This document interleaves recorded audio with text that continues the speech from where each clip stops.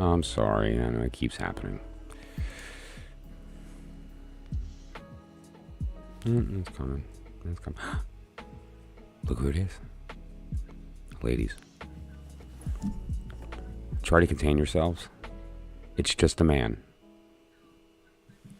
His royal dignity is in the house. Could everyone hit the like button again, please? And thank you're awesome. You are special. You know, you understand that this community, we need each other. We need each other. Baldur's Gate, bro. Dude, bro. Yes. Yes, I have owned me some Baldur's Gate. Actually, interestingly, I went through a little thing, I would say about a year and a half ago, where I started kind of looking back at some retro stuff. You know, I went through a period of maybe like a 3-week or so period of time where I was completely immersed in retro gaming. I don't know how it happened. I'm not a gamer per se. I enjoy cards, which are very interactive and personal, and I'm a people person, you know. And so anyway, we can get together and gather. You know, it's all about the gathering, isn't it? It's all about the magic. But that said, though, and Baldur's Gate was part of that. Yeah. Also, Bard's Tale. Remember Bard's Tale? Come on. But so, yeah. Yep, I have.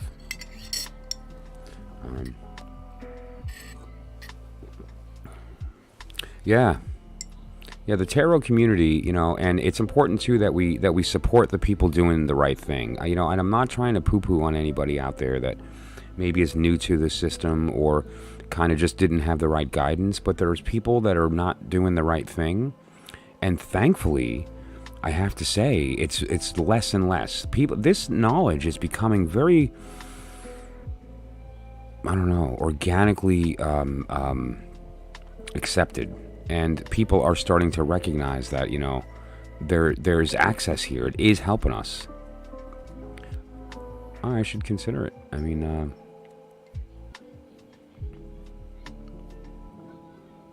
my current equipment isn't really ideal for new stuff.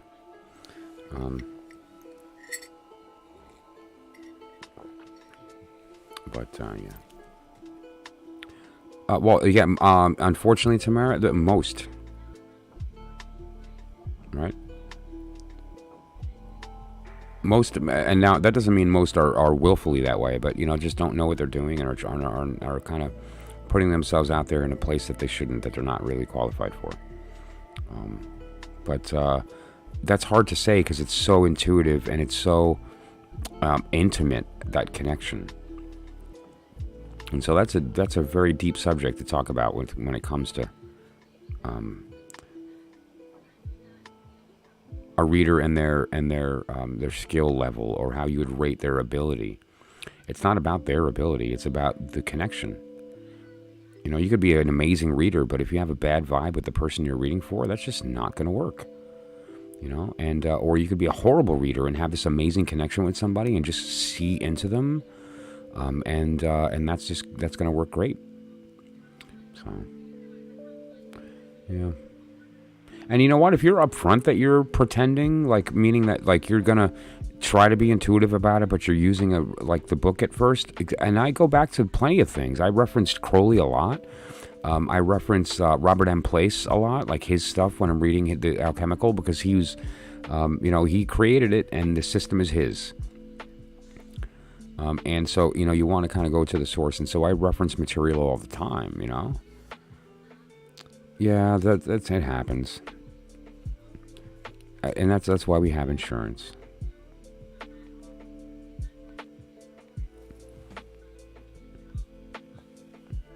You know what I thought about we should do tonight? Why don't we throw some I Ching? You know, I found that I Ching is especially good at finding lost things. And it can give us guidance that can be very, very helpful for maybe potentially causing or giving some hope or closure. Can give, you know, point at a direction. Oh boy, yeah, you don't want to cause fire. Your grandmother taught you? See, that's cool if you had someone in the family that was there to give you that energy. Let's do on here. Okay. Oh, I can run 2014 graphics. Yeah, okay. And so let's look at the I Ching. Let's do that. I think we may be able to find some stuff out that might help some people. You know, whether it's somebody in the room or somebody that watches the video after. Let's do that.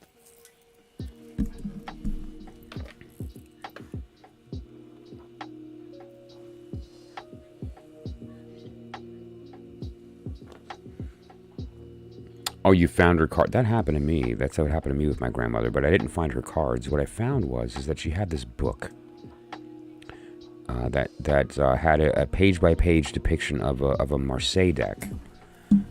And what I wound up doing is I found this book in her library, and I just started reading it. I just started like looking at the pictures, and I was fascinated by the imagery. And it was a way for me to kind of just I don't know, be introduced to this art, and I just went with it. A bunch of garden pics. Okay, well, I did catch a couple. You have beautiful echinacea. That wildflower picture, and I can stare at that. That's gonna be a new temple of calm for me. My background is my temple of calm. That photo of those wildflowers, Missy, it almost reminded me of the beads. And I'm going to read the picture that way when I look at it later. I'm going to read it as a tarot reading using this system. It's just beautiful. Oh, she had the Swiss? Yep. Actually, it might have been the Swiss. It might have been. But let's do some I Ching. Moving things with your mind. Yes. Yep. Mm-hmm. You know, we can move people with our voices, right? Just by speaking somebody's name, you can make their heart skip a beat,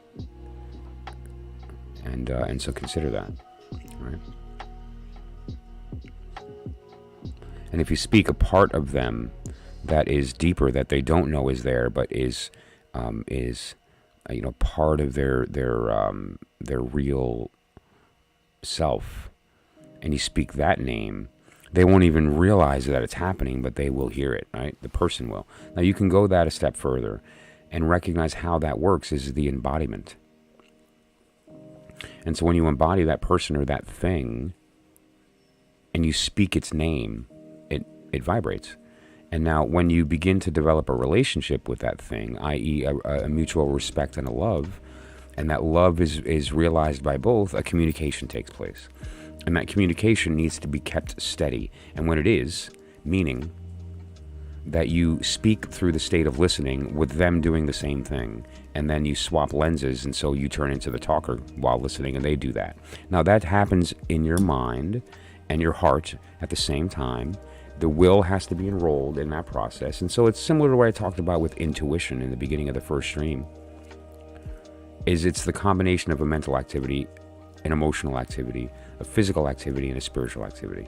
At the same time, recognizing yourself in the other, and that other being the thing you want to move. Whether it's to begin with, a great way is to move something already in motion.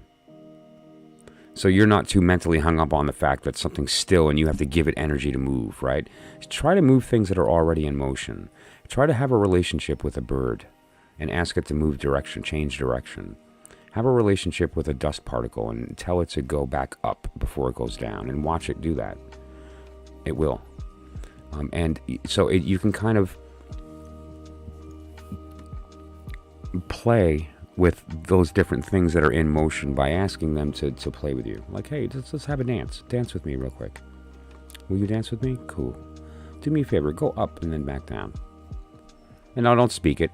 You don't speak with your voice, you speak with your heart to the mind. The mind of what? The mind of the thing you're trying to move. Okay? You get it, right? So, and now that can be used for a lot of reasons too. You know, I use that all the time to give my children a hug, to give my sister a hug, to give my mother a hug. You can touch people from across time and space. You can do it. Right. Yeah, these are all just words pointing at the same truth, which is recognizing the fact that distance is a lie and that communication is in the heart. We use the mind and the brain to speak the words, but that's not communication. That's sound. Those are just noises. The meaning comes from the heart, and the heart is the thing that gives the meaning and also receives the meaning.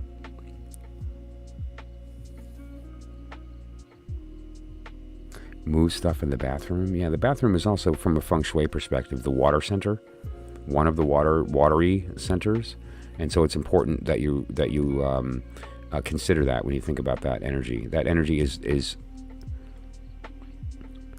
attracted to, comfortable with, feels home at the water center. Yeah. So, and actually, the way that comes about, if I pop into I Ching, if you look at the top left here, you're going to see the Bagua, right? The eight different elements in that order. That order is a very specific order, starting with on the top with heaven, and then going across the section there. And if you want, I'll pop up the guide here, and so you'll see the names of the elements there as well, right? And that order kind of just shows where, if you were to lay this out with the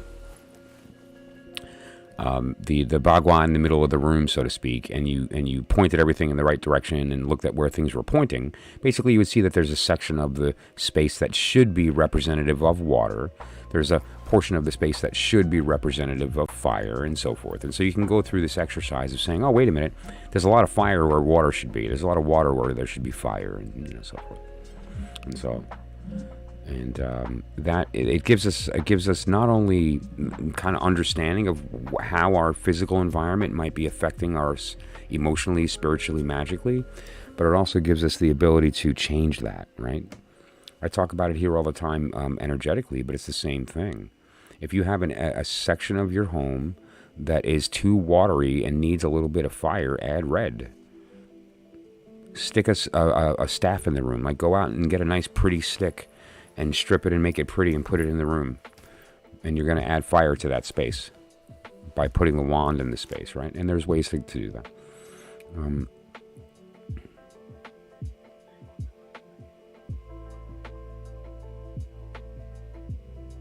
Wow, what a great word, Tanamara. Contentment. It's also a dangerous word. The Tao teaches us that contentment is dangerous, because it's not good enough to be happy, but bad enough to do anything about. And so, sometimes you need a little bit of pain to get you to the point to go, okay, wait a minute, let's move.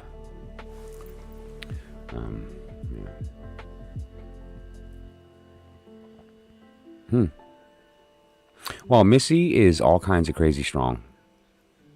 So yeah, but how that would manifest with respect to like water, that's an interesting question, right? But I think we all have a connection to water because it's what we are. It's kind of what we're made of. We are water. Oh, Reiki? Oh yeah, of course it is. Okay. All right, I'm going to step away from the chat because I want to center myself in this I Ching reading is significant, and I want to just make sure that the energy is good, and that I'm centered in where we need to be with it, and that it's going to come out appropriate, right? So that's what we're looking to do here. And so I'm going to be using my Solomonic pentacles with the intent of there being protection against evil influence. There's a couple of these pentacles are specifically designed and highly effective at striking terror into evil so that it runs. And so it's not even level of, this isn't protection. This is preventing there from being anything to be protected from. Okay. And the space is clear prior to me starting here. So, and actually, you know what? Let's put my amethyst out. Why not? While I'm in the box, let's put the amethyst out. Beautiful energy. Okay. Is there anything else that we want present? Let me think about this, considering what we're looking to do here. Look what happened.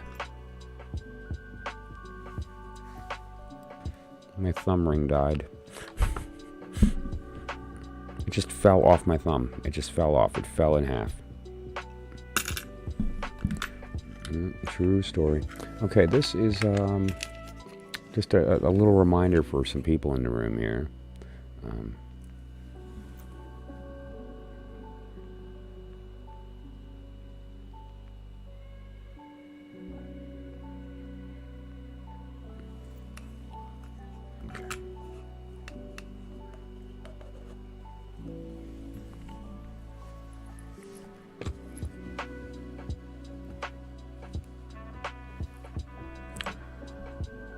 Lord of the Rings is special.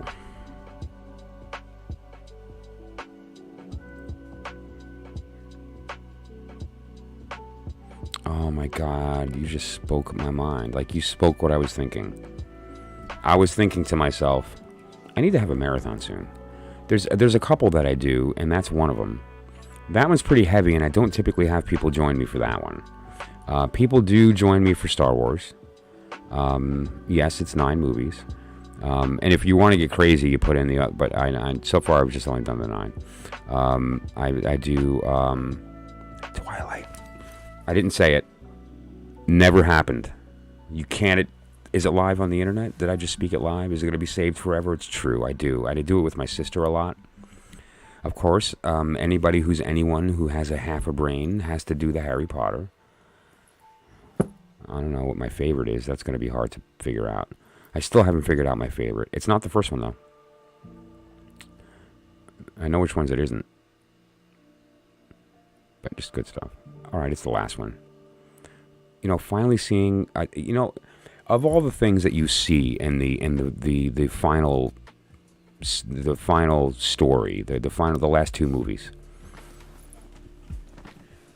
of all the things that I see in that are beautiful, the thing that hit me the hardest was Snape and Harry and that beautiful moment. You know, one of the things we never witnessed in that whole saga was Harry and his father. I mean, obviously the parents weren't there, and the whole idea was that this whole story existed because of the fact that they weren't there and why they weren't.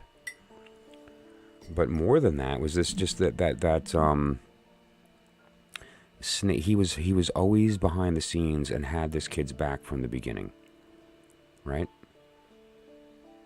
And we weren't even aware of it. And that was the beauty of Snape's sacrifice. All over the love of Lily, right? It was really something. And not only did he sacrifice himself, but he sacrificed the ability to have her. Like, it was... Although he wanted her, it's so special when you really look at it. And so when he looks at Harry, he looks at this beautiful, almost like a holographic manifestation of the woman that he loved. And you know, the sun is an important thing. The sun is everything, because the sun is going to carry the future. And he knew that.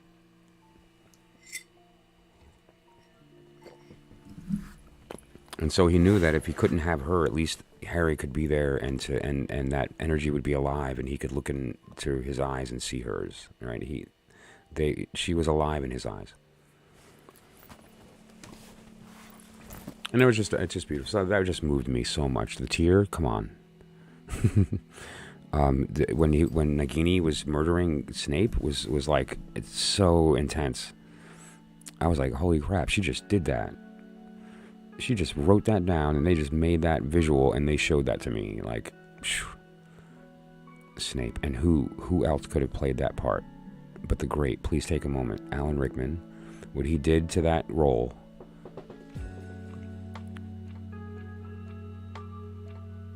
Just something, so... But yeah, that's a marathon. That's another biggie, right? You got to do that one. There's a couple of goodies.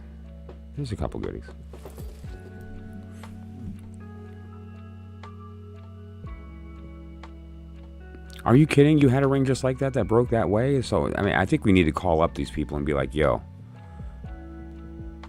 there's clearly some quality issues and I want my money back. I haven't seen Fantastic Beasts. I kind of moved. I haven't. Spoiler alert. Oh.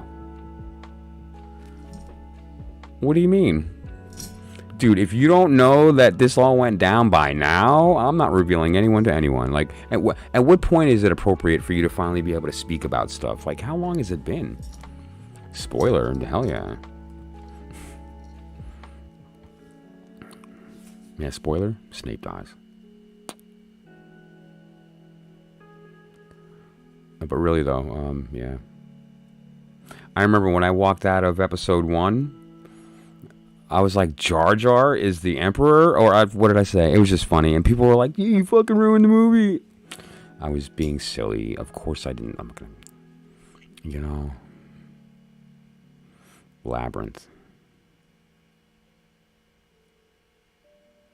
Labyrinth is great, but Labyrinth is great.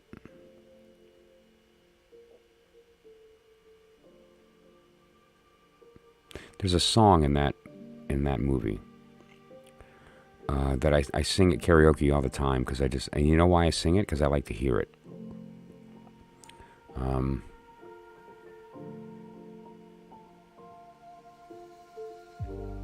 As the World Falls Down. It's called As the World Falls Down. And, you know, actually, that song is on the list. Maybe I should pull up the lyrics and read it, because I made a list of songs that I believe tell the story. That's what they do. And, you know, if you hear it, let me use my phone so I don't blow up my laptop. Great song. And I believe it tells the story. I believe it points to the one truth, and therefore it could be used as a tool just like these beads. It could be used as a tool just like anything else that gives us access to that. And there's a few things that I'm gonna touch on later. But let's look up the lyrics to "As the World Falls Down," and you tell me if this isn't. And I love singing it because it's just like, first of all, it's in my range, but.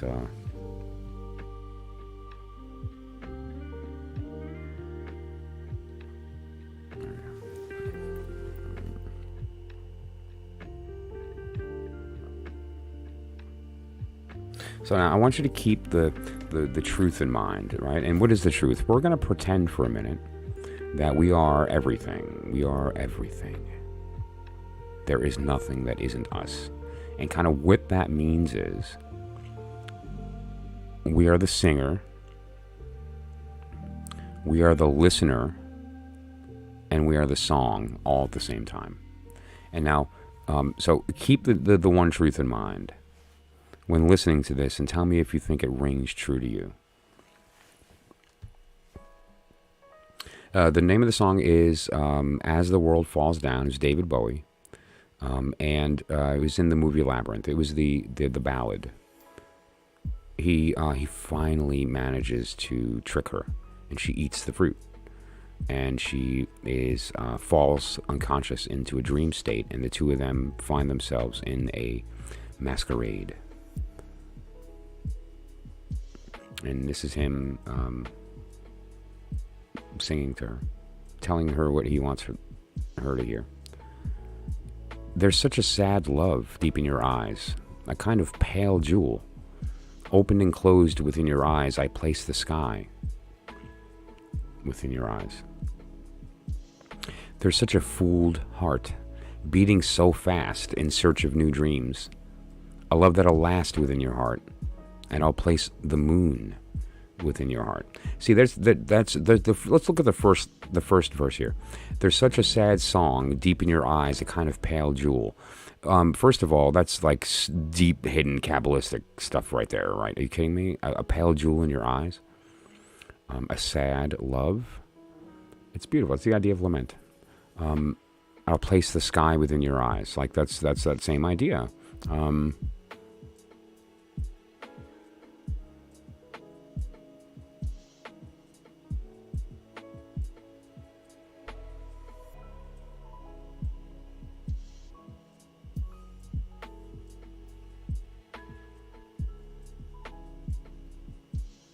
Okay.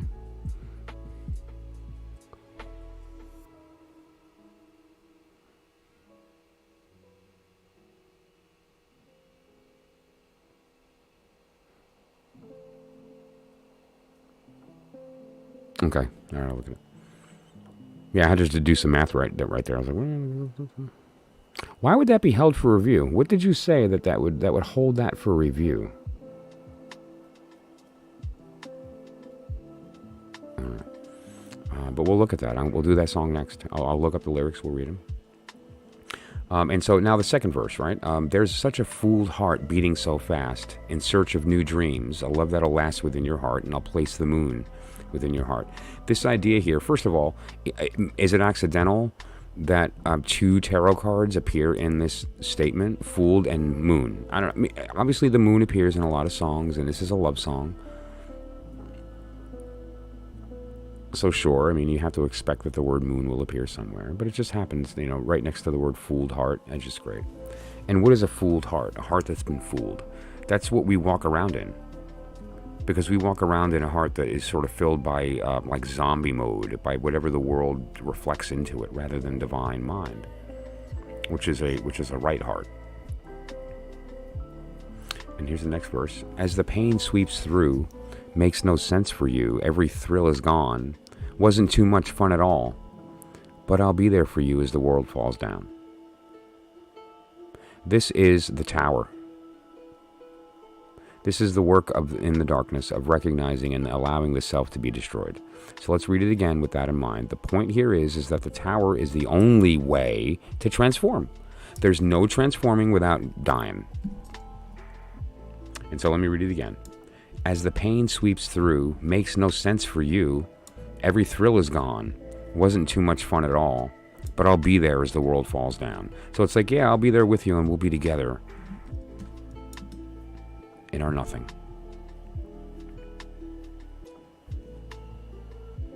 I'll paint you mornings of gold. Oh, wow. Anyway, I'll paint you mornings of gold. I'll spin you Valentine evenings, though we were strangers till now. We're choosing the path between the stars. I'll leave my love between the stars. So great. Let's just... I'll paint your mornings of gold. I'll spin your Valentine evenings, though we were strangers till now. This is the idea of the other. And what is the other? The other is this concept of resonance. The fact is that if we're playing the game, which we are, of pretending that we are the singer and the listener and the song, then that means that we are connected with everyone. There is no other. There is no one soulmate out there for you. But that's not true. Because there's an idea of resonance. And what resonance means is that, everything is connected and everything lets everything else react to it. But everything reacts differently. Some things repel, some things attract. Some things harmonize, some things discord. But one of those things is the same note at just a different octave. And so if someone sings, ooh, and the other one sings, ooh, and you do those together, it sounds like, ooh. And what that feels like in your heart, depending upon how low that sound goes, can be a very deep rumble. It's almost like the earth moaning. That's the sensation. And what the other ultimately is that there's another intelligence, another love, another point of reception out there that harmonizes to that exact hum. It's not a harmony. It's the same note at a different octave. Okay, and that's what this says, strangers till now. Because what happens till now? When it's heard, it has to be heard, and when it is, that conversation takes place. As the pain sweeps through, makes no sense for you. Every thrill is gone, wasn't too much fun at all. But I'll be there for you as the world falls down. Now, they repeat that line. So there's 2 towers going on. The first one is the willful loss of allowing you to shed what's not necessary, and it's the spiritual dying. and the other of the two going through that together, willfully, so that they can emerge on the other side, clean slate and ready to become each other. And then there's that second tower, which is a physical death. And like we talked about in the story, the king doesn't make it, and he can't, because the goal here is for him to not only instill his learning through the trials into the queen, so that she can give birth to this new prince with that quality, but without the death of the king, the necessity for the advisors, for the deacons, does not exist, and so she doesn't get the qualities of the deacons, and so he has to go. But before then, that conversation must take place, and that conversation leads to them doing the work to consummate. And what does that mean? It means finding out what the will actually is, and the two putting that intention out there mentally, emotionally, physically, spiritually, at the same time with the same note, and then it becomes real. And once that's there, it can begin to do the work. That's the beginning of the work, right? And so that's what it's all about. That's why you're here. That's why you're here. To be open to dying twice. The first one is spiritual and willful, and the second one's the scary one that's real. And the cool part is the second one is the gate, the door. And what's on the other side of that is you unencumbered by our minds and our egos and the physical world. Unencumbered by questions and doubt and weight and gravity. No more personality to pretend. Knowing. Like actual knowing.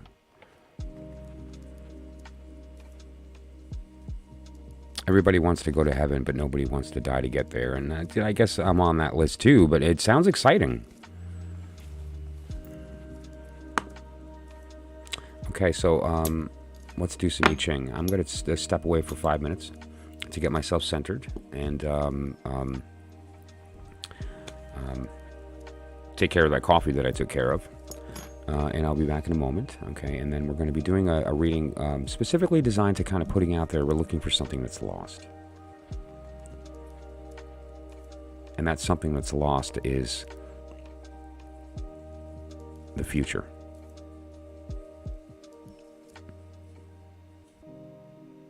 Which is right now. So let's do that.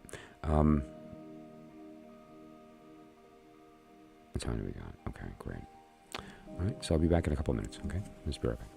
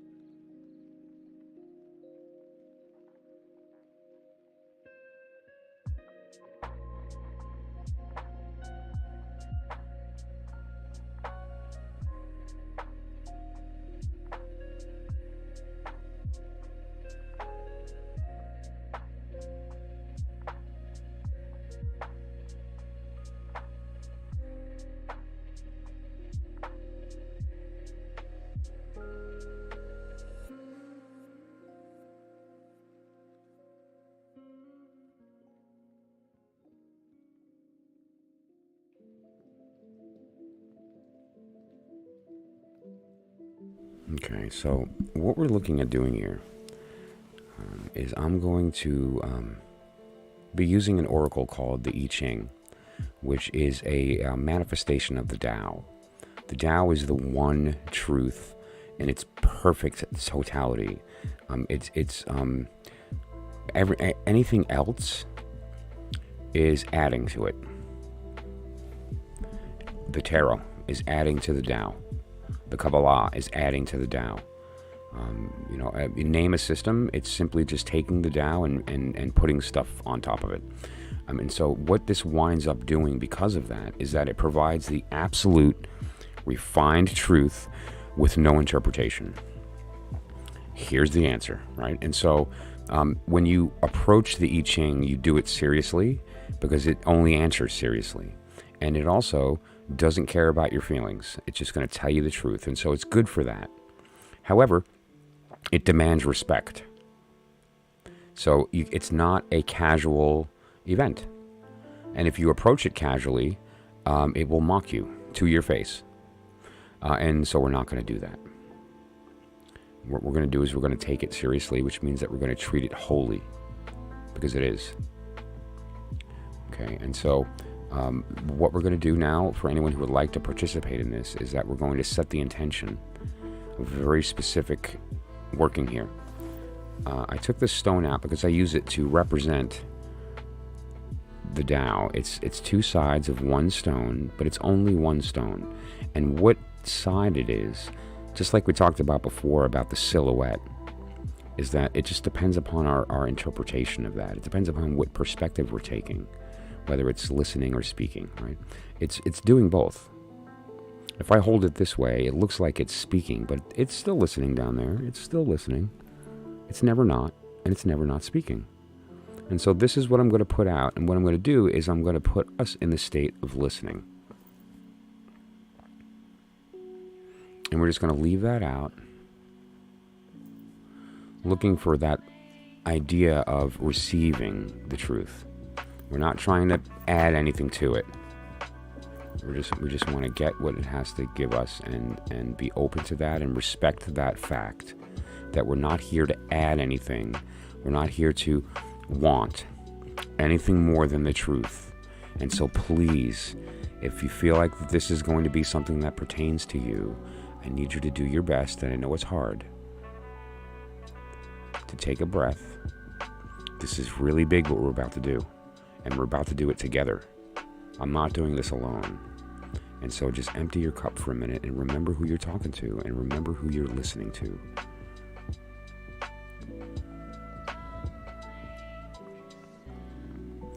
And now I need you to take this seriously for a moment, and I need you to fill me up. I'm empty, and I need you. I am powerful, and without you, I'm nothing. So just give me your... Okay, there it is. Wow. Wow. Okay. Whew. Let's do this. All right, so the way this works is this is the tail. I am on fire. Do you see that? Wow. Man, okay, turn it off. That's it. I'm sweating. All right, so this is heads. This is 3. This is the name spoken. Let's change that. This will be spoken, so this will be the 3. And this will be the 2. Wow. I could have just cooked an egg on my forehead. Alright. I gotta be careful when when I do that again. Whew, it tickles. Alright. Ain't that the truth? Seek, and ye shall find. Knock, and it shall be opened unto you.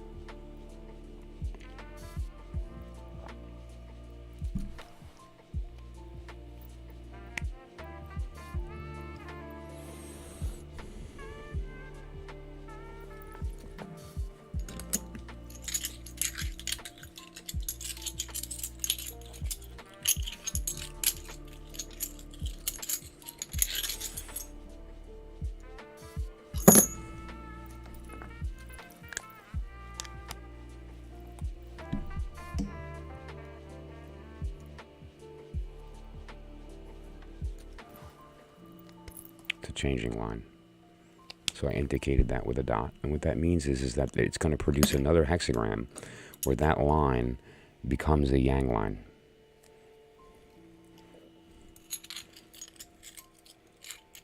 Or a yin line, rather.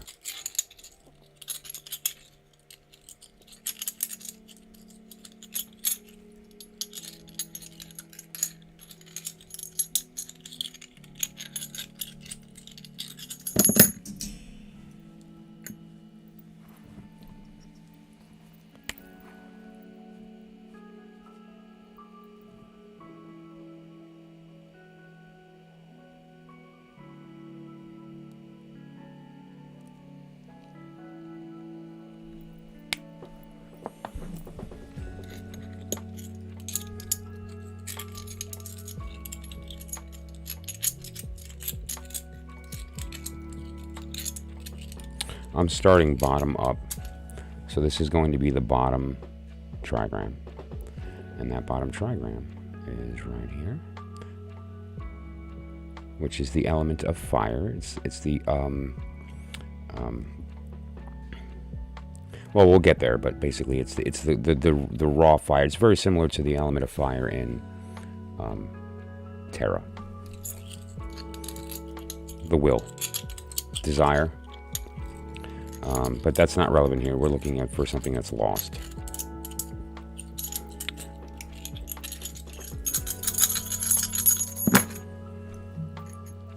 Which are 8s.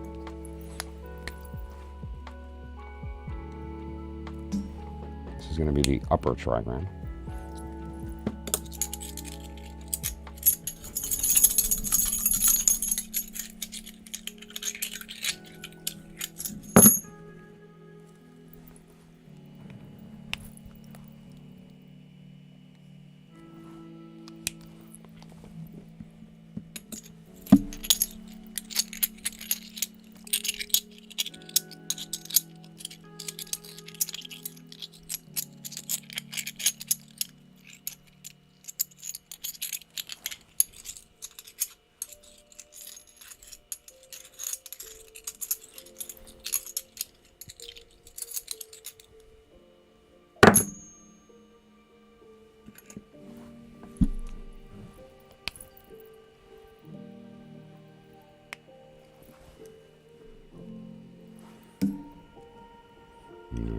Two changing lines.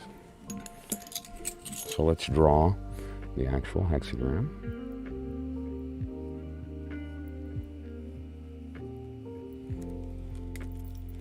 And now this is going to change, and so let's just draw the transition now so we can just derive it. Wow.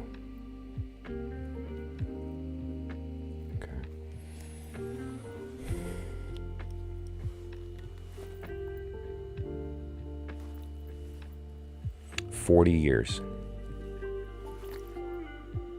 40 years is how long I've been caring about the idea that we can see beyond our thoughts by using our intuition.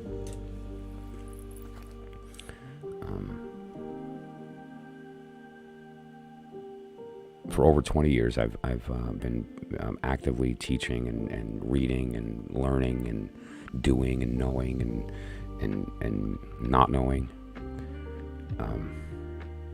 Some readings matter more than others, and some of them kind of actually give you, I can feel nervousness, and it's I'm not nervous.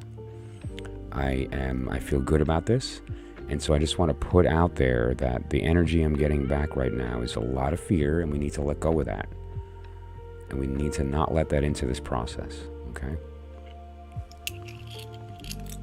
let's just hear what it has to say. It's time to listen. This is it.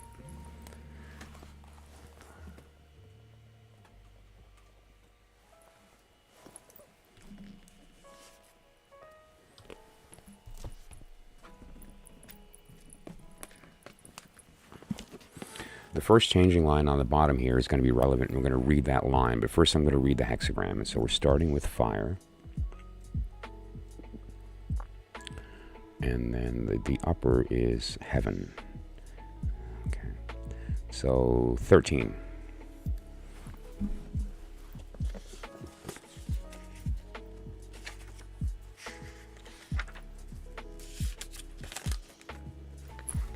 This was stuck in there. On my children's life, I'm not kidding. It was on the 13th. Okay. All right. Well, that's significant. Let me read the top line. Why is that in there? How good, how delightful it is for people to live together in unity.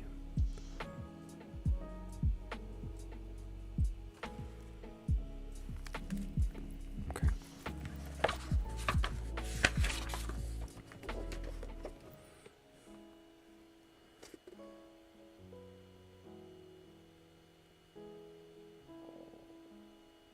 It's called uniting with people.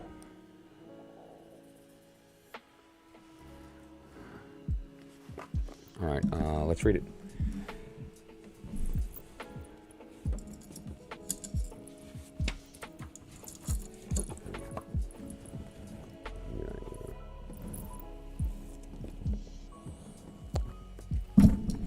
Proceed to unite with people.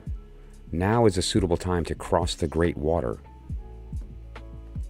There's the answer. Or undertake an adventure. Adventure. Like a great adventure? It is correct for people of self-awareness to pursue their goals. Okay, so now we're going to think about that for a minute, but now let's continue reading.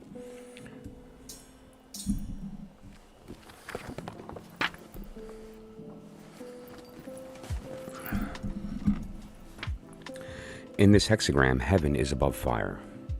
The energy of both heaven and fire ascends and spreads. Fire, or sunshine, symbolizes illumination and strength. Heaven, or the sky, symbolizes righteousness and openness. Their natures are not something one can possess. They exist for the benefit of all things. All life needs sunlight. Those who receive this light can attain health and strength. The image of this hexagram indicates a fellowship, or a coming together in order to accomplish a common goal. The impartiality of sunlight is also emphasized. That's beautiful. I wrote that, right? Remember my poem, The Birth of You? I watched it swim in an endless sea of sapphire, the full warm luminescence of its gift, casting its love without regard. The impartiality of sunlight, right? So that makes, all right, I can gel with that. In this hexagram, there are 5 yang lines with 1 yin in the second position, right? That's second position right there. Since this is the right position for the yin line, it becomes the receptive center of the lower trigram. Thus, it responds to the 5th line, which represents the will of heaven, or the great leader. When the masculine and feminine characteristics of energy harmonize, everyone is united and the group gathers in order to achieve a common goal. Hexagram 7 is the opposite of this, military leadership. It has 5 yin lines with 1 yang line. This yang line in Shin represents the strong leader who helps to bring the group together. There's a weaker energy uniting under the direction of the stronger to accomplish great things.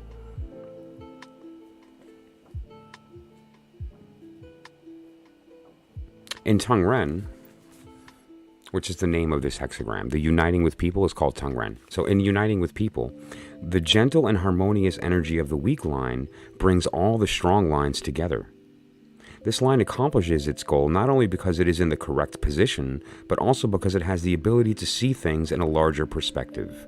Therefore, a person can gather the people in order to accomplish great tasks. A further meaning of the hexagram can be seen as the harmony of people's minds. In public endeavors, most people generally cannot accomplish things single-handedly. A great task can be completed more easily and effectively when different energies combine to work as a group. Each position is essential for the completion of the entire task, and each person depends upon the others. Through unity, one accomplishes one's goals or service to the world.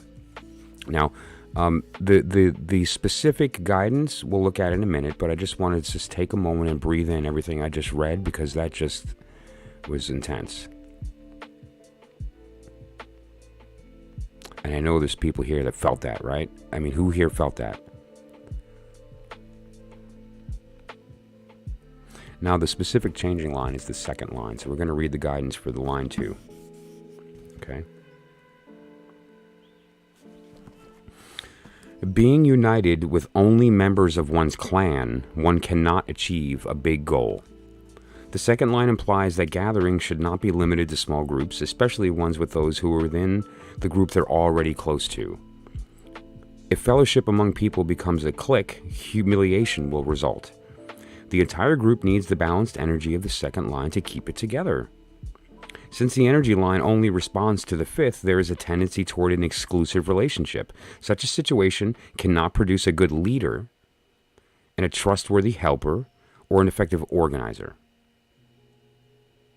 So I want to read the statement, and then we're going to go back and review everything because there's all kinds of good stuff here. Being united only with members of one's clan, one cannot achieve a big goal. And what I thought about that is not family. Right? So with respect to the question, what we're looking at here is not family. Being united only with members of one's clan. So they're not with family. They're with someone other than blood. And the beginning of this really just talked about the magical work, right? It actually talked about the method for doing the work over and over again.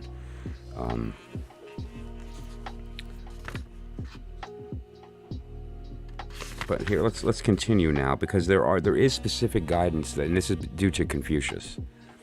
There's specific guidance on, for instance, looking for something lost or things like that. And so let's take a look at that.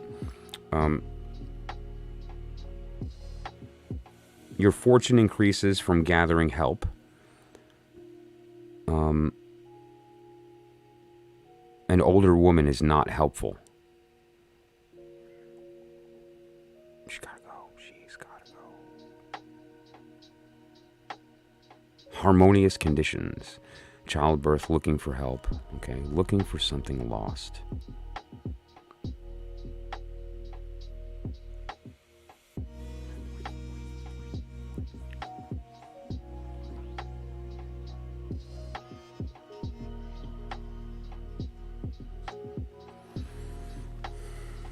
So,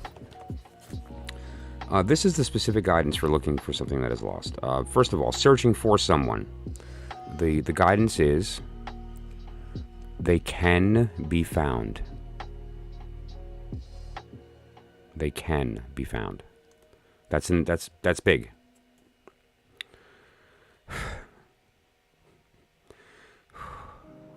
Oh my God, the relief. Okay. Looking for something lost. It is in the southwest, and it has been taken by some people and is hard to find. That part we knew, but southwest. We're going to have to consider that, because there's also the idea of crossing water.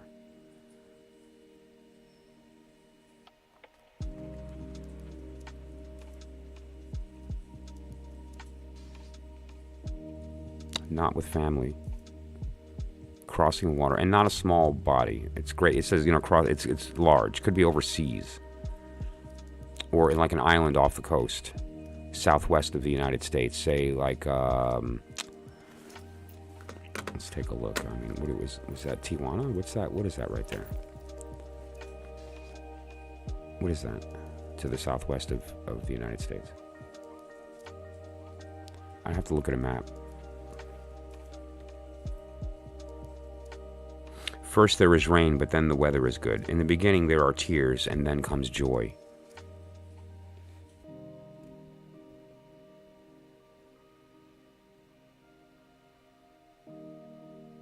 When you're trying to find something lost, it's a big deal. But when that thing is a person,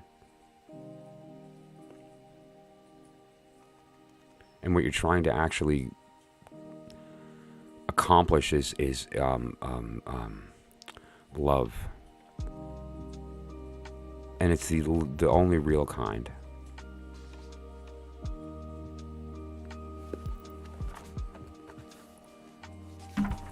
There's some other commentary that I just want to peruse with my eyes really quickly before we move on.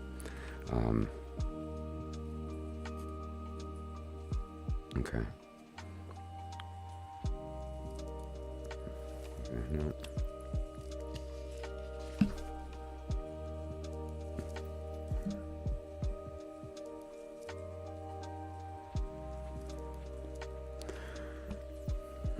Worldly people desire life and fear death. But fear it or not, physical death is certain. Immortality can only be achieved through many deaths. As the impulsive mind dies, the shadow of life and death can be seen as a surface activity of non-conscious awareness, for nothing is ever really born or destroyed. The luminous of pure mind comes only with the death of desire. As the mind dies, your spirit becomes alive, realizing an unusual, majestic light. And you'll see that in people as they go through their process and as they begin to enlighten. You get lighter as you get brighter, right?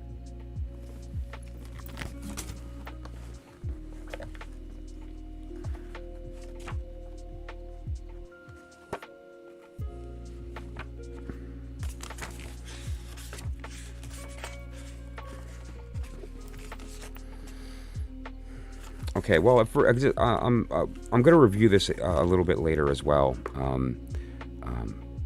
in depth. But a couple of points that I think we need to talk about here. The first thing that's important to keep in this process is it can be there is joy after tears. They can be found. There's a general sense here of a positive nature. I'm glad. Making things click is literally why I'm here. Just to hand puzzle pieces out. Okay, so let's look at the changing line here. This is the where things are moving with respect to the circumstance.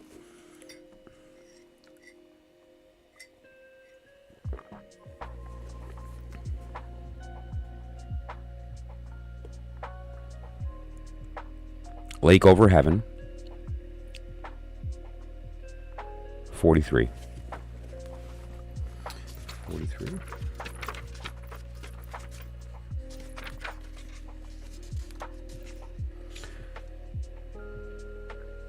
Resolution.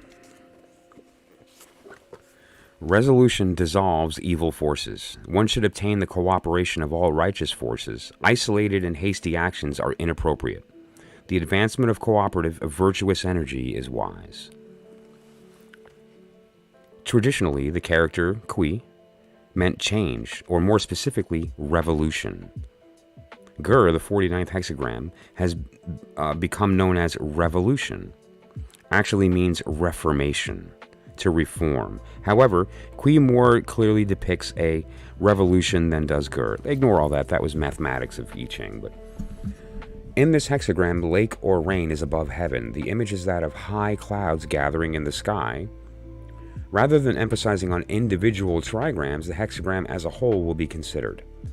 When the yang energy is allowed to grow to completion, fulfillment and true achievement result. However, the yin line at the top of this hexagram becomes an obstacle to generating power below. The feminine receptive rejecting the energy to power the masculine.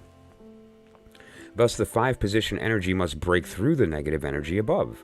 After a firm decision is made to break through this negative energy, complete yang can be attained. The yang energy can undoubtedly remove the evil force at the top, but the hexagram suggests the need for caution each step of the way.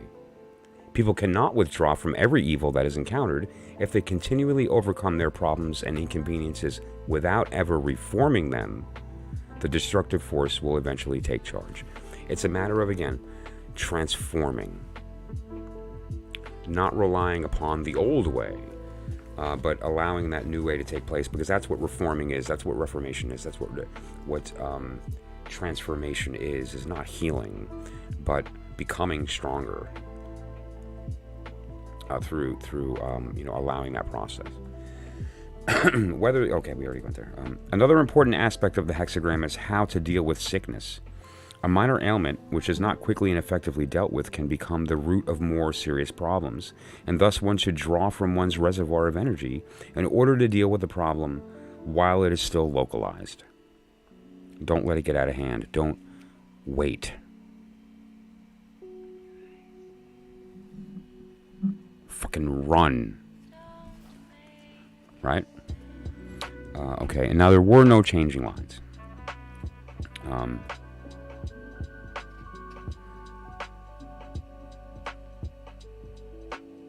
Okay.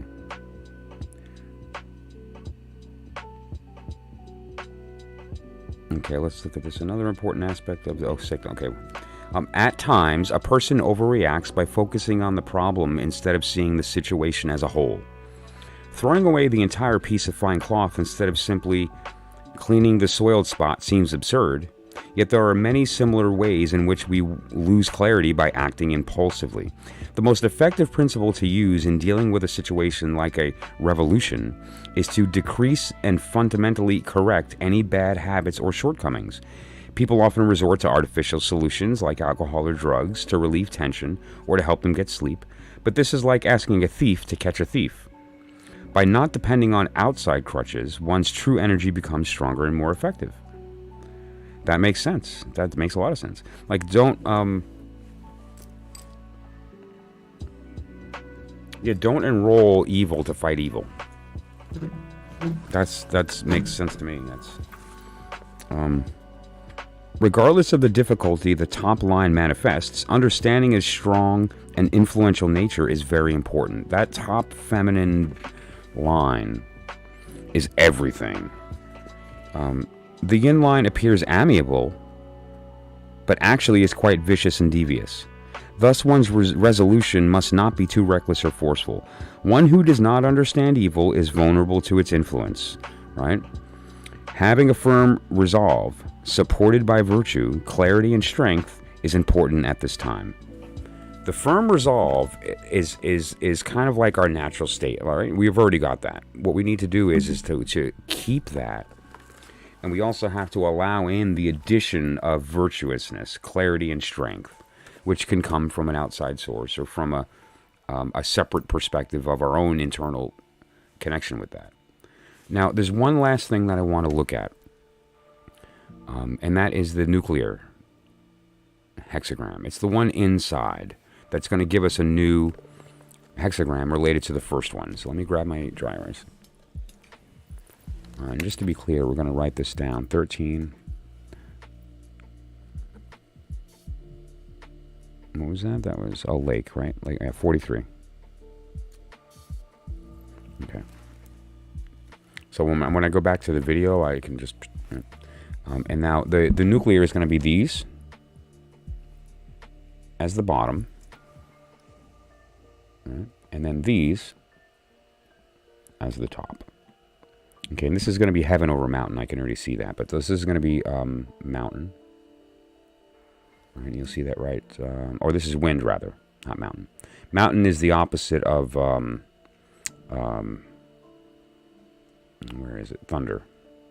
I always get those mixed up. And then next we're going to have heaven. Okay, so let's get that clean.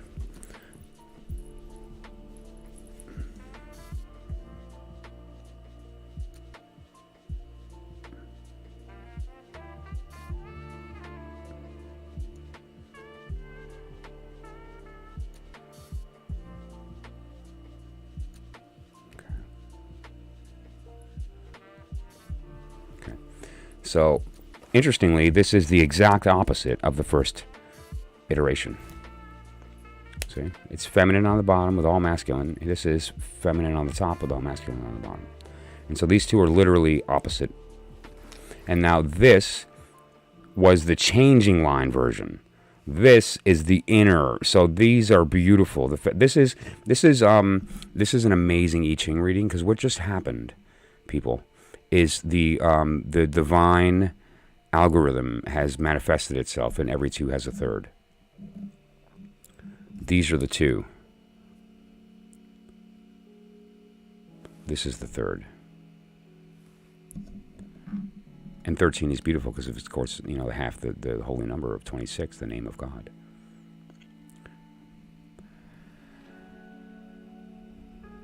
What's the number?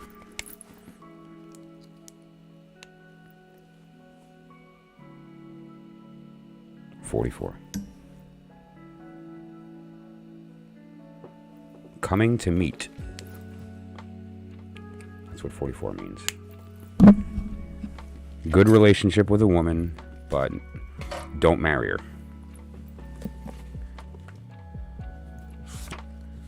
It's kind of like don't mistake the relationship. Like, don't make it more than it is. And if you do, it'll be bad. Right? Like, don't let it get to a place that it doesn't belong. But yeah, encounter, meeting together, coming to meet. It's like an overly strong woman who has difficulty in being a good wife. Don't marry such a woman. That's an interesting. Yeah. But let's just review it quickly, because what we're looking at here is it's another important message about this thing here. Heaven is above wind. The blowing wind touches everything in its course. Thus there is encounter. That situation appears to be smooth. The image suggests that everything will go on as one wishes. However, hidden danger approaches in the form of the forward yin line below. Negative force has begun to grow again as yang energy has reached its fullest strength. One should be careful of the situation and heed the warning of this hexagram. Let's continue. The image here is that of 5 men competing for one woman. The situation is one of potential contention and struggle. This single element of feminine energy can spoil the union of 5 men. The woman cannot marry all 5. Peaceful order depends upon her ability to respond correctly to each of them. She must maintain composure and conduct herself well, otherwise she becomes a source of trouble. The yin line here represents any negativity, darkness, shortcomings, or bad habit. That's the line on the bottom, because it's in a bad position. That line should be a yang line. And instead of it being a yang line, it's yin, so it's like a wobbly base. The yin line here represents negativity, shortcomings, or bad habit. The entire hexagram suggests that a negative energy will eventually be overcome by the positive.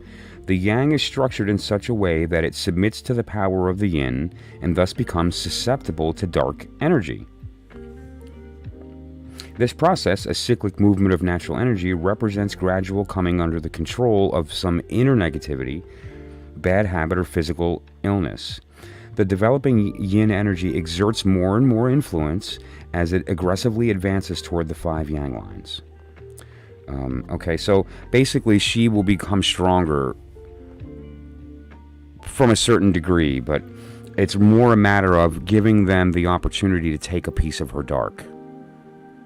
And in that, if he does get stronger, and these people they're rejecting that fact, and one of them will not reject, but that's the gist here. Okay. The hexagram may also apply to a great task in which a person of inferior virtue becomes involved. Since the 5 yang lines do not cooperate and hold the correct principle, a way is provided for the erosive power of an evil force to grow. Although such a situation is not a favorable one, it is a natural phase of the cyclic energy rotation. Okay.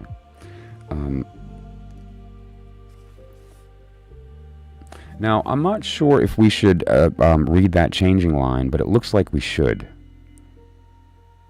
The original changing line was the second one, which will put this as a heaven over mountain.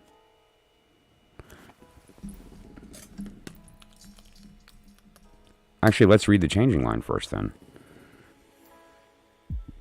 There is fish in the kitchen. It is not for outsiders. Here there are 5 men and 1 woman. Competition exists because the second line is centered and it is in a naturally responsive relationship to the first. The first line is the fish, which belongs to the second line. If the second line takes charge of the situation while matters are still controllable and before things become messy, order will prevail. If the second line can exert its yang energy in the beginning to put the fish safely under its control, there will be no overall problem.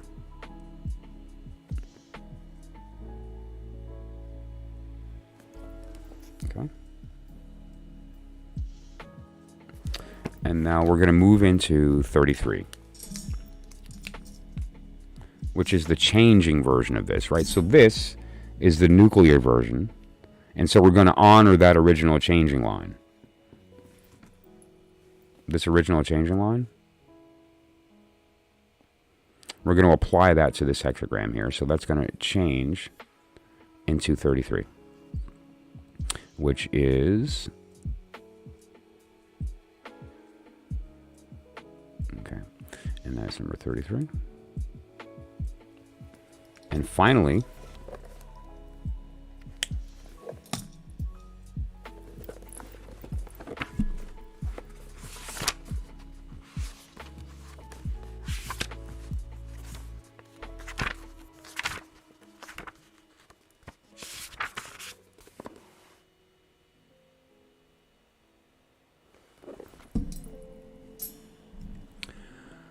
retreat. Small things will be profitable and correct. I can identify with that. I'm a pretty small thing. I recently lost a bunch of weight, but I'm 5'6" and about 130 pounds. That's a small person.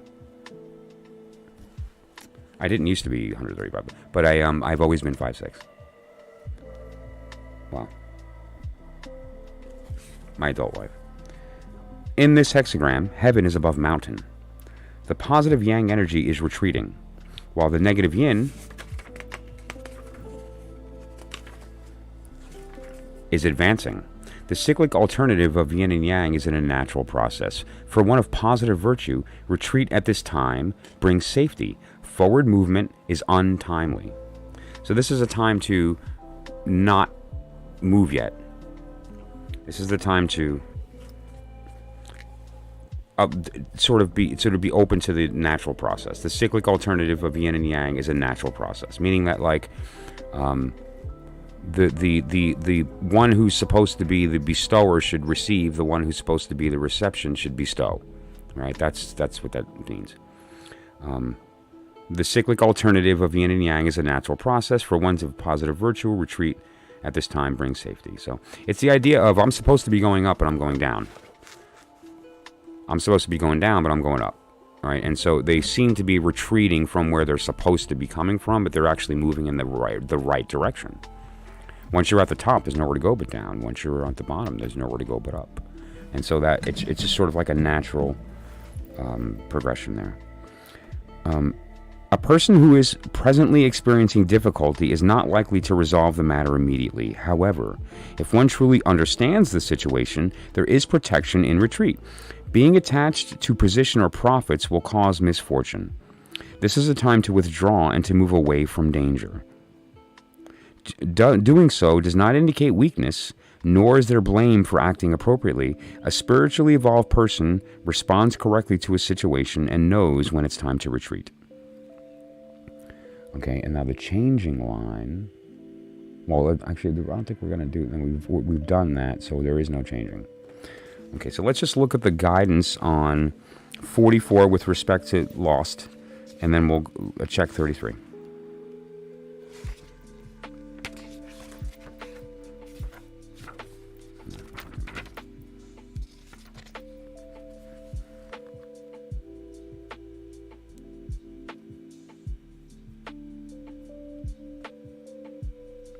Difficult to find, but if you rely on the woman, it can be found.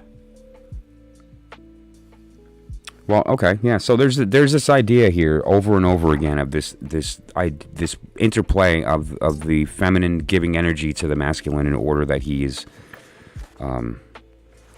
involved in this circumstance, right? So there's an idea of a unification of those two energies, and if we consider the fact that we are both at the same time, it's a matter of kind of tapping that side of us, like finding our other, and resonating with it, so we can wake that part of us up. And if it's not within us and it's out, then same thing, just send it out. Okay, and let's look at 33.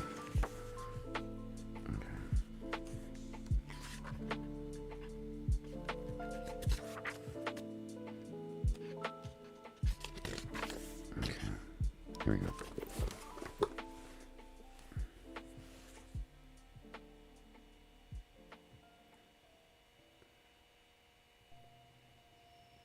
Okay. Mm-hmm. Yeah, basically it's wait. It is not time. Right now, it's not profitable. Problems with the doorway. It does not move in accordance with right energy, right? Okay, that makes sense. So it's kind of like letting the door swing in the proper direction is a very indicative and obvious to me with respect to being indicative of the idea of bestowal and reception, right? Which way you're walking in or out of the door. If you're walking out, it's bestowal. Walking in, it's reception, right? So that idea.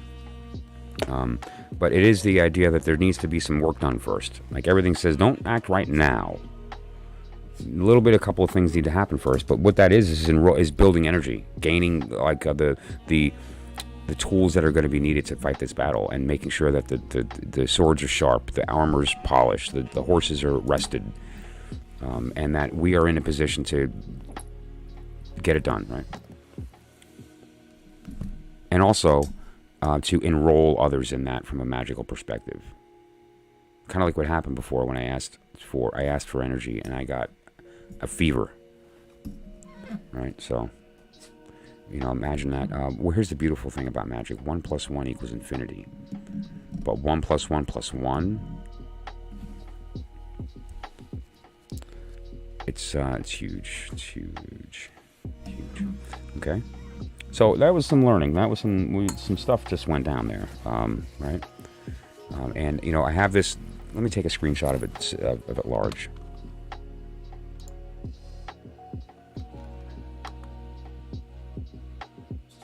Okay. All right, great. So I'm going to be referencing this as well and getting some other stuff done. Let me just get this stuff off of here first. Okay. And then erase my signature. And now I felt very good about that, meaning that I feel like that there was that the energy was good. Not that it matters. Again, the I Ching is never wrong. Period. 100% of the time correct. And your job is to get out of its way and listen to what it's saying to you. That's the bottom line. Okay? And as long as you do that, you're going to be fine, right? And that's what we're trying to do here.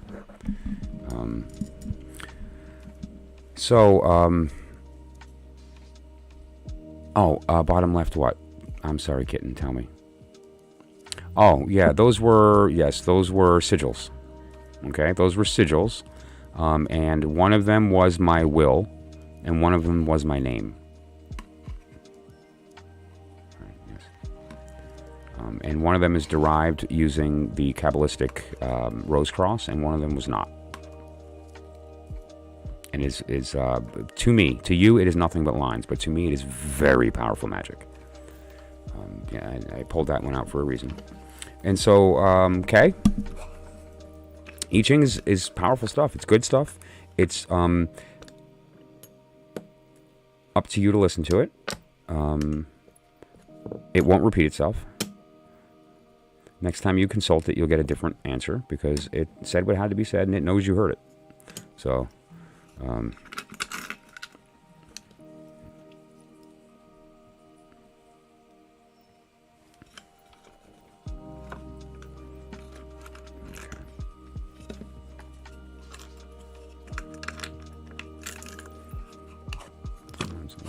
me put my Tao in the box. It's okay. He has a little friend Flower, so he's not alone. And he has somebody to keep him.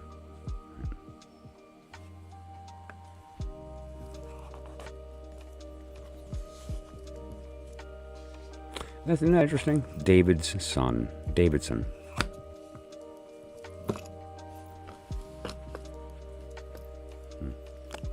Who is David's son? Well, the son of David from the Bible. What was that guy's name?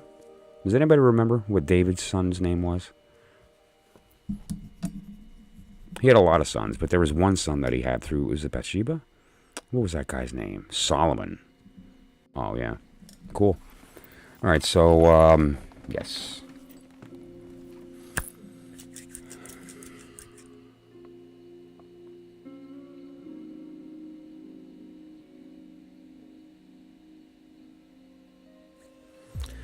To everybody that participated in that working and gave me that energy, I love you so much for doing that. You That was big. That was a huge step.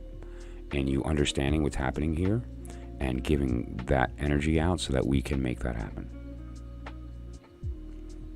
It's nothing short of everything that we're trying to do here. And so the only way to do that is to have this opportunity presented to you to participate, and you choosing to do so. And you did, and I felt that. And you were heard.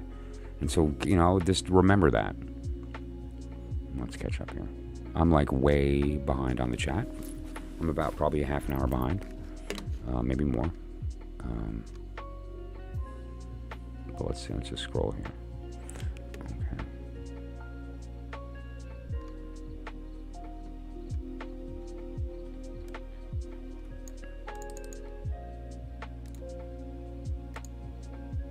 Okay. Oh yeah, so a couple of these weird, they get held for review and there's no reason. Like Kitten sent a couple of, like some eyes and a little like emoji, and that got picked up for. Oh yeah, here's Missy's cat giving us love. NKMMMC. Oh cool, those are my initials, MC. Something just clicked as you said that. I am heavy into totem animals. An animal you fear is your shadow self in Native American beliefs. Interesting. Therefore, your shadow self is a spider.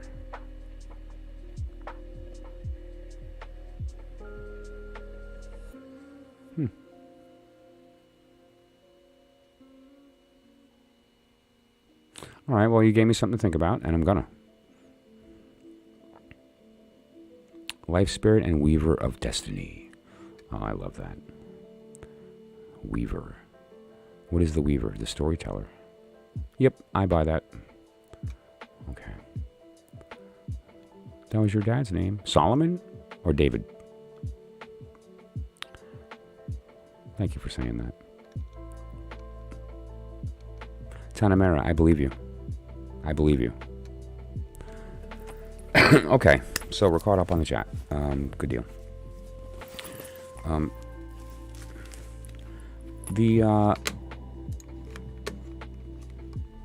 I just have to look at something here real quick. Pardon me. I'm sorry.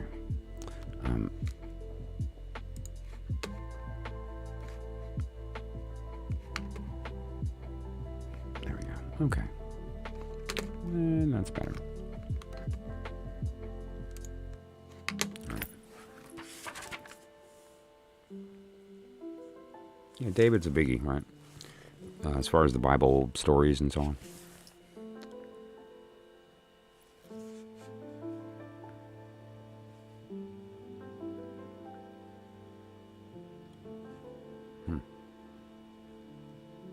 Yeah, okay, so, one of the things I wanted to speak about a little bit here is the idea of the source of knowledge. Like that thing that we just experienced here together. What was the source of that knowledge? Was it the book? What was it? Was it me? Was it the spirit of some coins that we threw? What was the actual? What was the source of the knowledge? Like, where did it come from? If we consider what we know to be true in our hearts, and we entertain with our minds, and we ignore with our bodies, is the fact that we are not separate from anything. There is no duality. Duality means you don't get it, right? And so, if you consider, though, what that does mean is that there is this opportunity to know your voice. And when you know your voice, then it dawns on you. The recognition happens. And so the information that we just received from the I Ching is the source of that knowledge is archetypal. It's beyond definition. No. Before definition.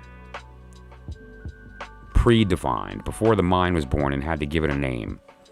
The source of that information, that knowledge, that wisdom, that answer, that truth is subtle, infinite, archetypal. And when you identify with the totality of experience, of probability, you recognize that you are the source of that. And why that's important to remember is because the source is the storyteller.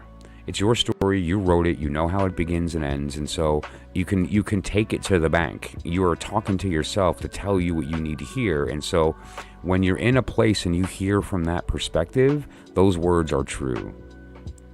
And so the source of this message that we just got is not the I Ching. It's not me. It's not you who helped me, right, by filling me up with this energy so that we can do this work in this group here. Instead, what we're talking about is that you were the source of that, because you knew you were going to need this guidance. Timing is out of our hands. It happened the way it did because it was supposed to, and the source of that was you being ready to tell yourself when you were here to finally hear it, right? And so that's what took place here. And so if we ask the question, what was the source of the knowledge? The answer is you. And it was not an act of seeking knowledge and finding it. It was simply an act of recollection. And so what you do is you take that learning and you move into a new state of recollection, remembering other stuff that's equally important in this process. Because what are we trying to do here? Are we playing with toys? Not anymore. No, we are not. We're going to take the learning that was gained through that time, the past 40-something years of playing with our toys and figuring out how it works and poking and prodding and writing it down and watching it and seeing how it grows and not speaking a single word to a single human for 6 months on purpose. And, holding your breath for longer and longer and longer and longer until you can finally find a point where you know how much you need to survive. And if you find yourself in a position of panic because you can't breathe, you know how long you'll make it without being afraid. Why would you do that? To make yourself bulletproof, fearless. And then when someone's there to plug that battery in, that is, I'm getting hot again, stop.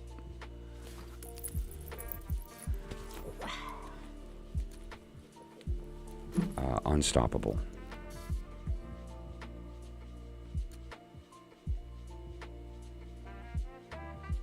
Will succeed. So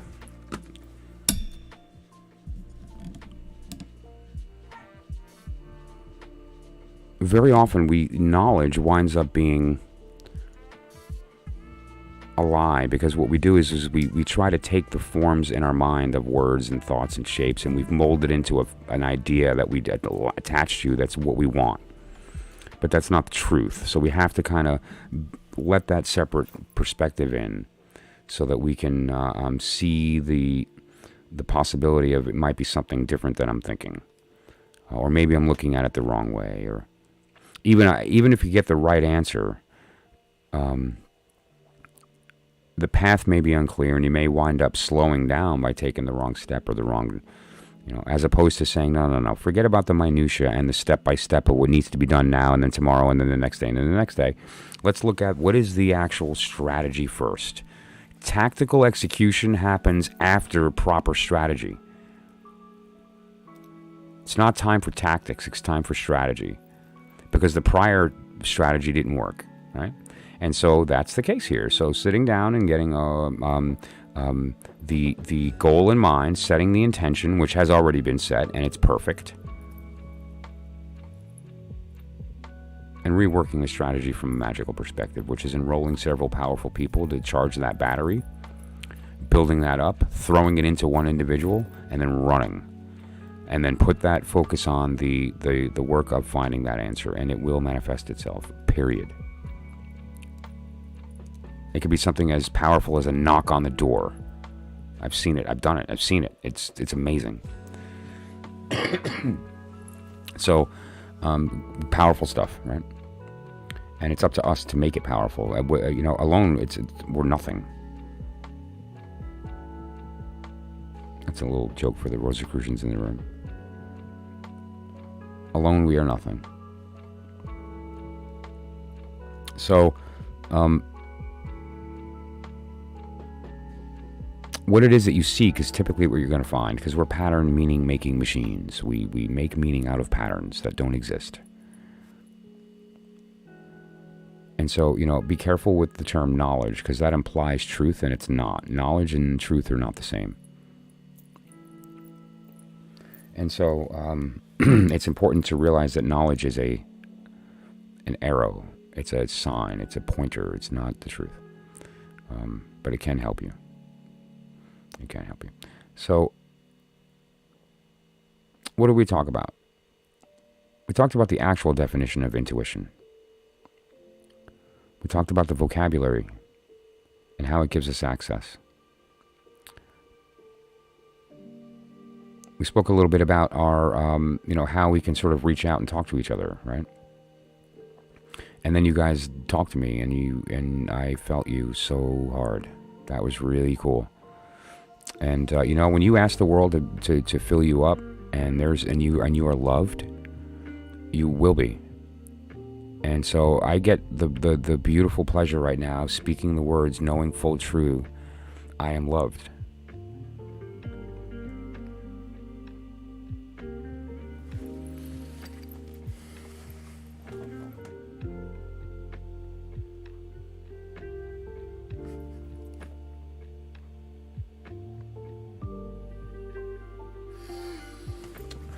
Take that in, people. All right? Everyone else that felt that with me, that's because that was me loving you. That was all you loving all of you. And we did it all together, and that's awesome. And so just have that. Let yourself. You have to have permission to feel that and let yourself have it. So just do that.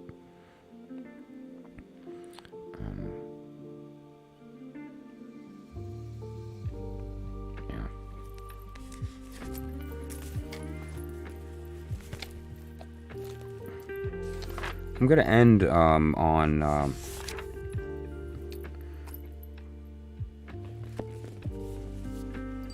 Power of Now.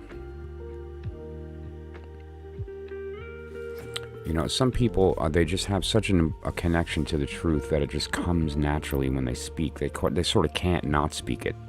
And it almost can come off like too much to people. Like, dude, enough already. Like, I'm sorry, man. This is my language. I don't make any excuses for it. And Eckhart Tolle is one of those people. His language is just so true that it rings. You have to forcefully deny it. This is about the impermanence. Things are transient, and one of the reasons that I bring it up is that we have to recognize the preciousness of a moment. And how valuable it is, and how important it is that we don't miss that. Right? You don't want to be in the position of saying, oh my God, what did I do? Right? And we've all been there. Because once it's gone, it's gone. The impermanence and the cycles of life. These are cycles of success, where things come to you and thrive, and cycles of failure, where they wither or disintegrate. And you have to let them go in order to make room for new things to arise, or for a transformation to happen. If you cling and resist at that point, it means you are refusing to go with the flow of life, and you will suffer. Dissolution is needed for new growth to happen. One cycle cannot exist without the other. The down cycle is absolutely essential for spiritual realization. You must have failed deeply on some level, or experience some deep loss or pain, to have been drawn to the spiritual dimension. Or perhaps you have very success has become empty and meaningless, and so you turned out to be a failure. Failure lies concealed in every in every success, and success in every failure. Let me read that again. Failure lies concealed in every success, and success in every failure. In this world, which is to say on the level of form, everybody fails sooner or later, of course, and every achievement eventually becomes naught. All forms are impermanent. You can still be active and enjoy manifesting and creating new forms and circumstances, but you won't be identified with them. You do not need to give them your sense of self. They are not your life. They're only your life situation. To offer no resistance to life is to be in a state of grace, ease, and lightness. This state is no longer dependent upon things being a certain way.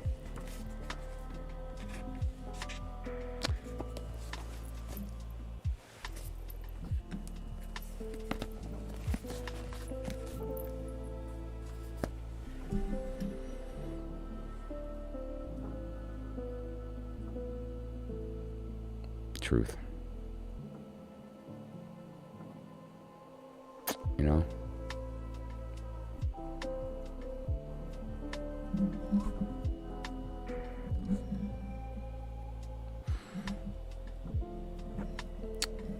So, you know, here's the deal.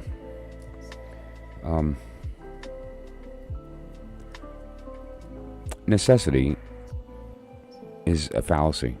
You already know what needs to be done, and you've already created what you need to make it happen. And so it's really just a matter of letting go, which is going to make room for those things that you set aside to just jump right in that cup. The work's been done already. It's just now a matter of using the tools that have been built because they're ready. It's assembled. It's time to go. So, and that includes whatever aspect of your life that you feel like you need to run with. You know, I've been working with a lot of people here in this past couple of days, doing some very awesome stuff. So positive across the board, like really, like real change. A lot of it has to do with dropping some trauma, like serious trauma. If I told you some of the things that people deal with, and we don't share it, do we? We don't know about everyone's pain, what people are really kind of not telling everybody. Because we try to put the side that we want out, and what we want from people out. The joyous part, the happy part, not the part that we're focused on, all the yucky. And sometimes when we do have that much and we need to do a little bit of yucky focusing, then that's fine. But we don't want to spread that and share that and hope that other people identify with it. It won't work. You can't get to me. But the reality though is that you can slip into doing that yourself, and I do that all the time. And that's a problem because it steals our power. It makes us weak. And that's an opportunity for evil to enter our lives and to fool us into thinking that we're in control. We can't do that. The only way to speak is to listen, and that's not control. That's giving in. But the result is bliss. The result is ecstasy. It's everything that you want happening.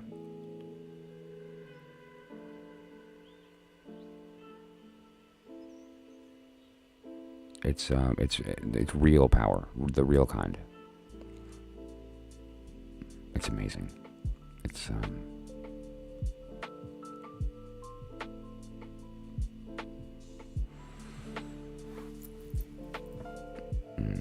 So that said, I want to extend the offer to anybody who's interested. Can contact me and talk about this oracle and maybe putting one together, or if you'd like to purchase one. I'm going to be using semi-precious beads, and what I'd like to do on a one-on-one basis is to work with you on your energy. Right? Not everyone gels with amethysts. Not everyone gels with carnelian. Not everyone gels with various energies, metallic energies compared to semi-metallic, compared to beryls and so forth.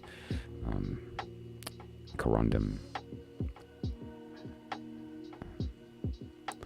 Diamond. You want to see my picture? I painted a picture in diamond.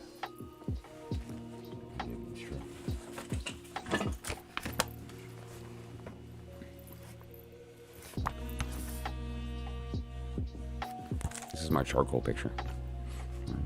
Look at her. She is gorgeous. You see her?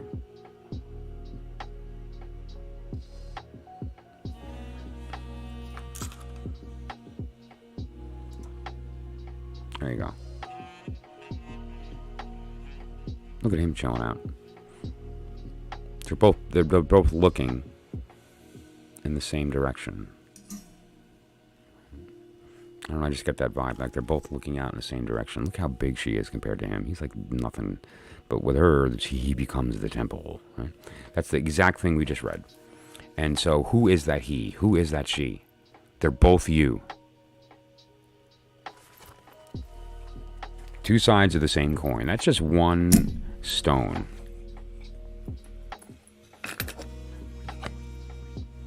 Which one are you? Doesn't depend on how you're feeling. You're not swapping back and forth. You're both at all times. And which one you are is the one depending upon which side you're looking at. All right. So right now this is in a state of reception because I'm looking at it from this perspective. But if I didn't have to move the stone, I moved. The stone didn't. Now it's in bestowal. Now it's in reception. Bestowal. Reception. The stone didn't move. You're both.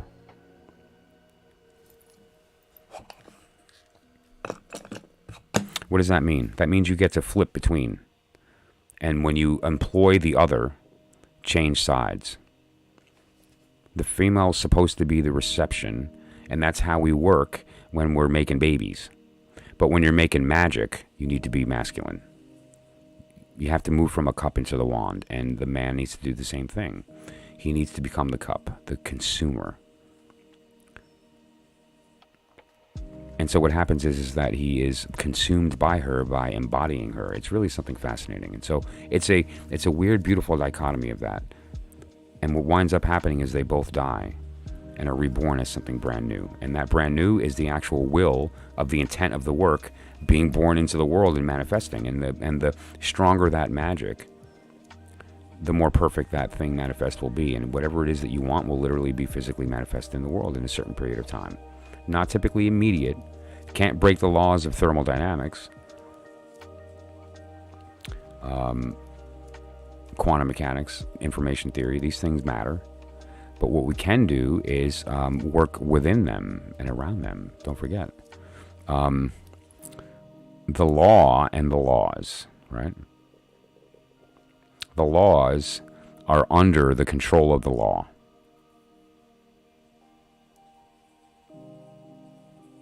Am I on Facebook? Yes. I don't use it.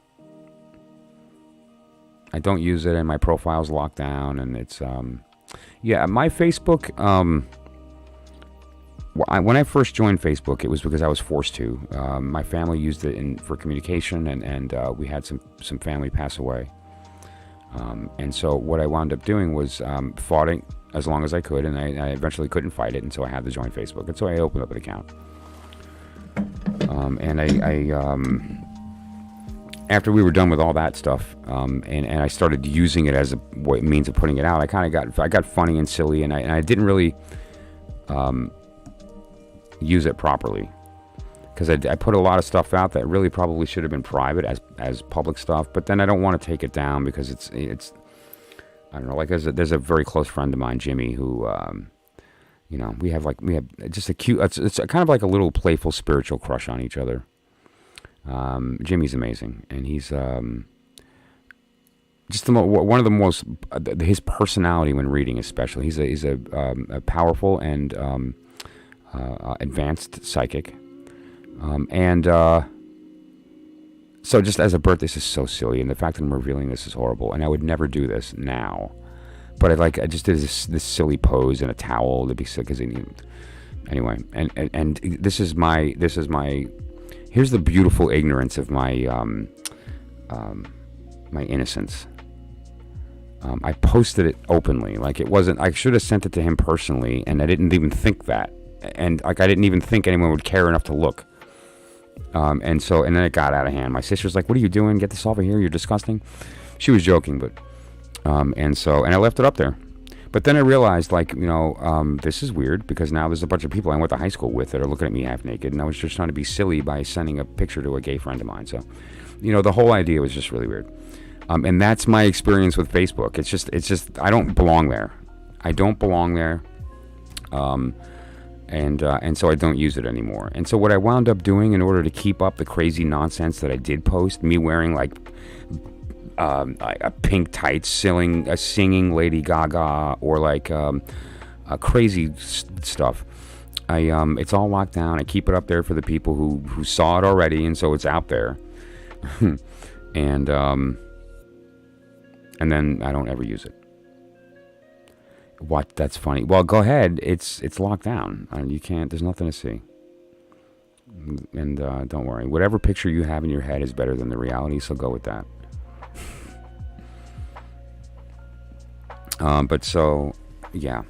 Though, but that's Facebook, and it also led to this really cool, which I think I told on the channel here, the story about an unfortunate relationship that took place. Cool. Wow. I got 443, but that's an 11, so I'll take it. But that said, though, yeah, that's different. I do. It's called metaphysics, or is it metaphysics tarot?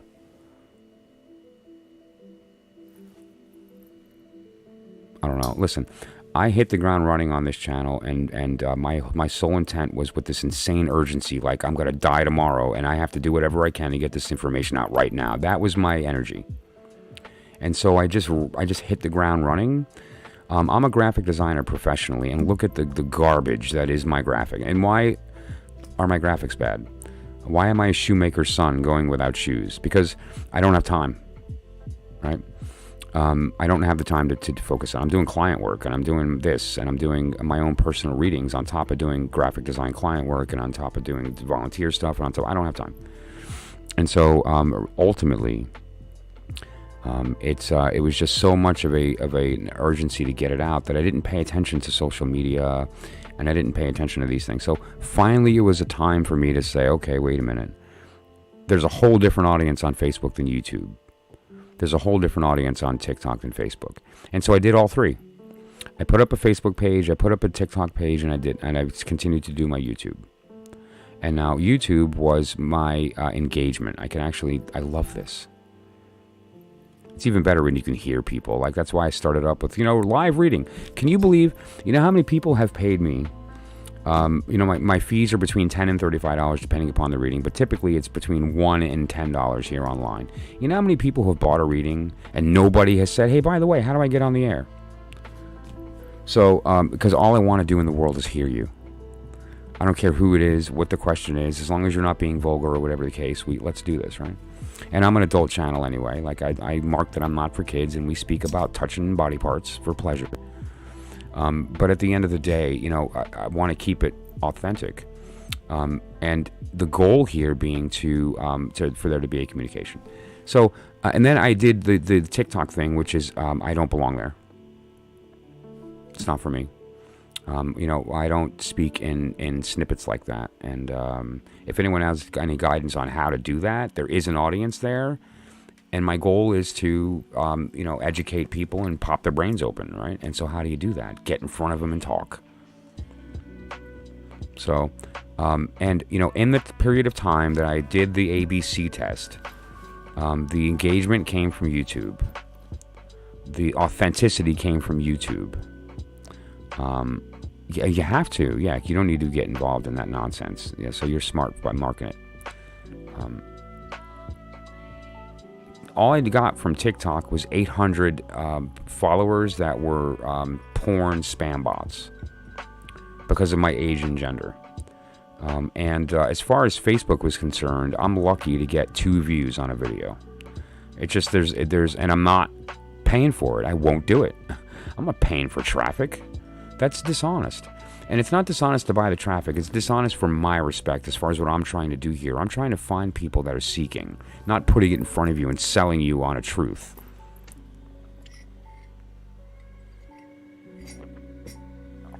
And so, yeah, I don't know. No Facebook for me.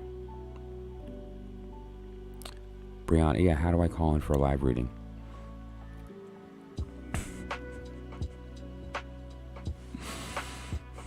It's funny. Give me a minute, guys. Call that phone number, but we have to set it up because there's some software that I need to open. I have to do things. I just want to. A private joke hit my brain, and I'm just I'm reacting to it because I am absolutely delirious with lack of sleep. I went to bed at 8 a.m. and got up just a little bit after that to go volunteer at the church and do some things today. And I was like, humping heavy stuff, and I was sweating all day. But and then I came home into crazy busy work, and then I had I had a few private readings, and so it was like I've been packed today. And I am so thoroughly empty that I am just filled up, and it's awesome. I am delirious and hallucinogenic right now with my tiredness. Are you? Well, let me put you to sleep. In the great green room, there was a telephone and a red balloon. Oh my God. In the great green room, what is green? The unification of divine mind and heart. There was a picture. Well, let's go.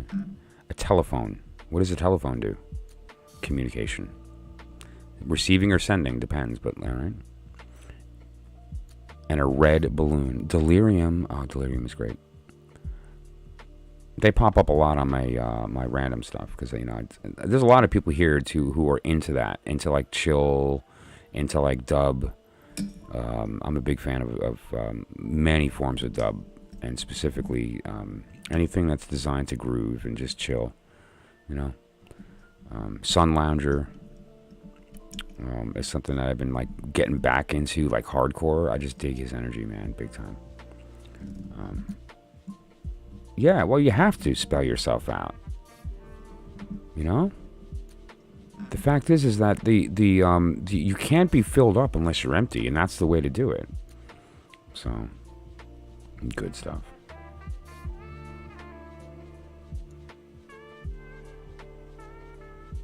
Cool. My other channel has like 145,000 views. Cool. Yeah, I will never hit 145,000 views. That's never going to happen. In this 4 months that I've been on here, and I began posting 4 videos a day, plus streaming several hours a day, plus kind of trying to cross market at least to the channel. I think I have not broken 300 subscribers yet, and my views are around 6,000. It will, but it's funny the way it works because what I'm doing here is live streaming, so I can't complain because that's not what I'm not trying to get video views. I'm trying to get live people to feel me speak to them, so that you'll come back and we'll do this work together as a community. What I consider doing is going through past streams and pulling out gems and putting out maybe 10-minute gems. There are plenty of times where I just channel like an in-the-pocket truth that I even am surprised, like, oh, I got that really right, and so I want to take that piece and share that so that other people can use that and get that word out. And so that I might wind up doing as little reels or as like a progression in a playlist that will give you sort of like bite-sized chunks of wisdom that you could just plop into your heart and feel and give and kind of, that's what we're talking about. So I thought about doing that as well. But that requires time, and it requires, the capacity to do that. And right now, I'm very taxed, and some work that has come up and some work that I'm doing on a personal level is very important. And magically, you know who you are, and I'm talking about you. And that focus is a big deal. That focus of that work being everything. Like, why are we here? But to become our greatest self. And the best way to do that is to enroll another that will do that work with you, so that you can both grow together. And so that's what we're talking about.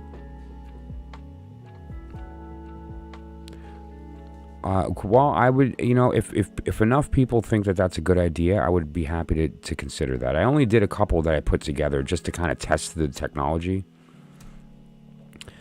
I did one in particular. I find it surprising that still in this day and age, here we are, October 2022, there's still a stigma attached with homosexuality in certain portions of this world. And that is a very major part of my life. My daughter is a lesbian. I was raised by a lesbian, for a portion of my life at least. And very few of my close friends are heterosexual. Very few. I'm probably one of the few straight men I know, to be honest. But that said, I put up a little video where I just wanted to kind of stick it out there to these Bible belters. I'm a deacon in a Christian church. I am able to speak to that language. And you know, when people try to pull the Bible out as a means for discussing homosexuality, I got tired of having the conversation and trying to suffer stupid people and entertain the conversation. I just got done doing that. And so what I decided to do is put this reel together that I can point people to it when they start to speak dumb stuff about the Bible and gays. So watch that video and you will understand that these people have no place to be speaking anything about this subject that they don't know about. They don't know how it feels, and they don't know the words that they're actually reading in the Bible. They're just spinning their own story of hate. So I have a reel related to that. It's about the Bible and homosexuality. Check that out. And I have one related to, the birth of night. I watched it swim in an endless sea of sapphire. It's your birthday. And then we have the, I think I put one up with Eliphas Levi, right? My favorite quote by Eliphas Levi, which is why I'm able to do what I do here. This is why I'm able to do what I do. Because I know the truth, and it gives me access. And it can give you access. You already have it. It's just speaking a language that you don't know yet.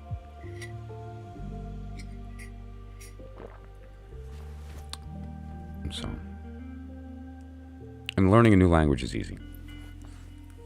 Learning a new language is easy. Learning a new language is letting yourself feel what the word means while you're hearing it. It's not about memorizing the letters or the word or the sound or whatever the case. That's going to happen anyway, but that's not what we're actually doing. That's not what the brain's doing. That the brain doesn't work that way. And so that's, it's important to approach it from the right perspective so that you can have that take place.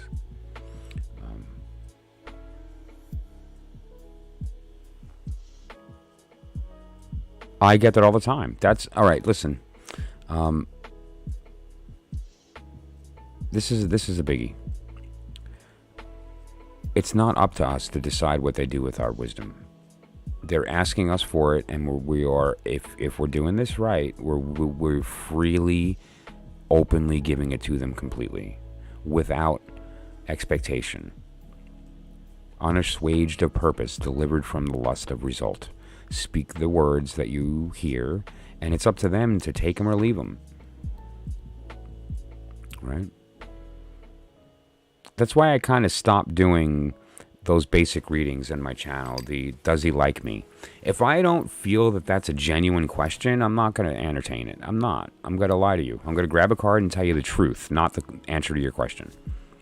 And that's what I do. And if you go back to my old readings, that's 100% of my readings. I have never answered a question that was asked of me, ever. Cool. Same here. All of them. Yeah. Why? I don't know why that got... But yeah.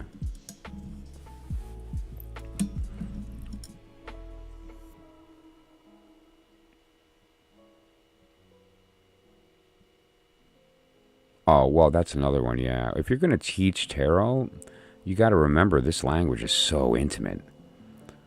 Like my first tarot teacher was Rachel Pollack. And my second tarot teacher was Aleister Crowley. Right? So, and they read different. And so, like, which one do you listen to? Neither. The most effective tarot teacher that I've ever had is Lon Milo DuQuette. Lon Milo DuQuette was my puzzle piece. And it's funny because as I went through the process of kind of this, taking his wisdom and putting it in there and letting it spin around and trying it out and all this stuff, it dawned on me as I was waking up to the idea that I knew. Lon wound up not teaching me anything. What he wound up doing was showing me that, like, intuitively I knew that, and that was part of what allowed this to unlock. When I finally woke up, when I was 100% in the sanctum and had come to the one truth, and it was permanent. It wasn't a mental exercise. I had actually gotten all of the parts together working and came to that truth. It was because of the things that he said that woke me up after that. Once I walked out of the sanctum and I was now in the state of enlightenment, everything Lon had to say was just uploaded like the Matrix. Really something. Good. That's the way to do it. That's how good teachers teach, is by helping you remember what you already knew, right? That's a big deal. So where to end the evening? What should we end? I was going to end on that, and then we got onto that, and so now it's 5 o'clock.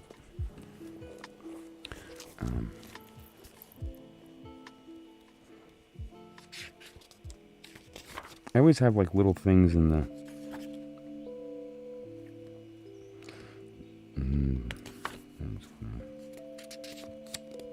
We talked about the tarot without cards, right? So yeah, I read the room, right? I looked at and read the room. You look at the room, find a point that hits you first, or what is the dominant color? What is right?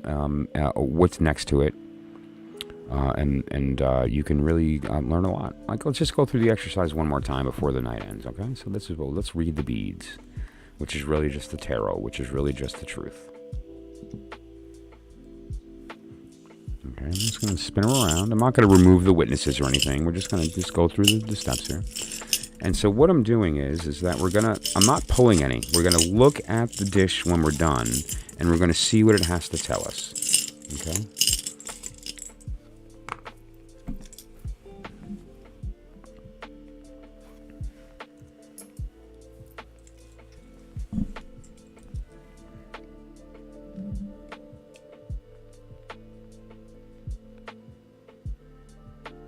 So there's a few things we can look at here. If we consider this to be the top and this to be the bottom, what we're looking at here would be the top of the pentagram of the elements.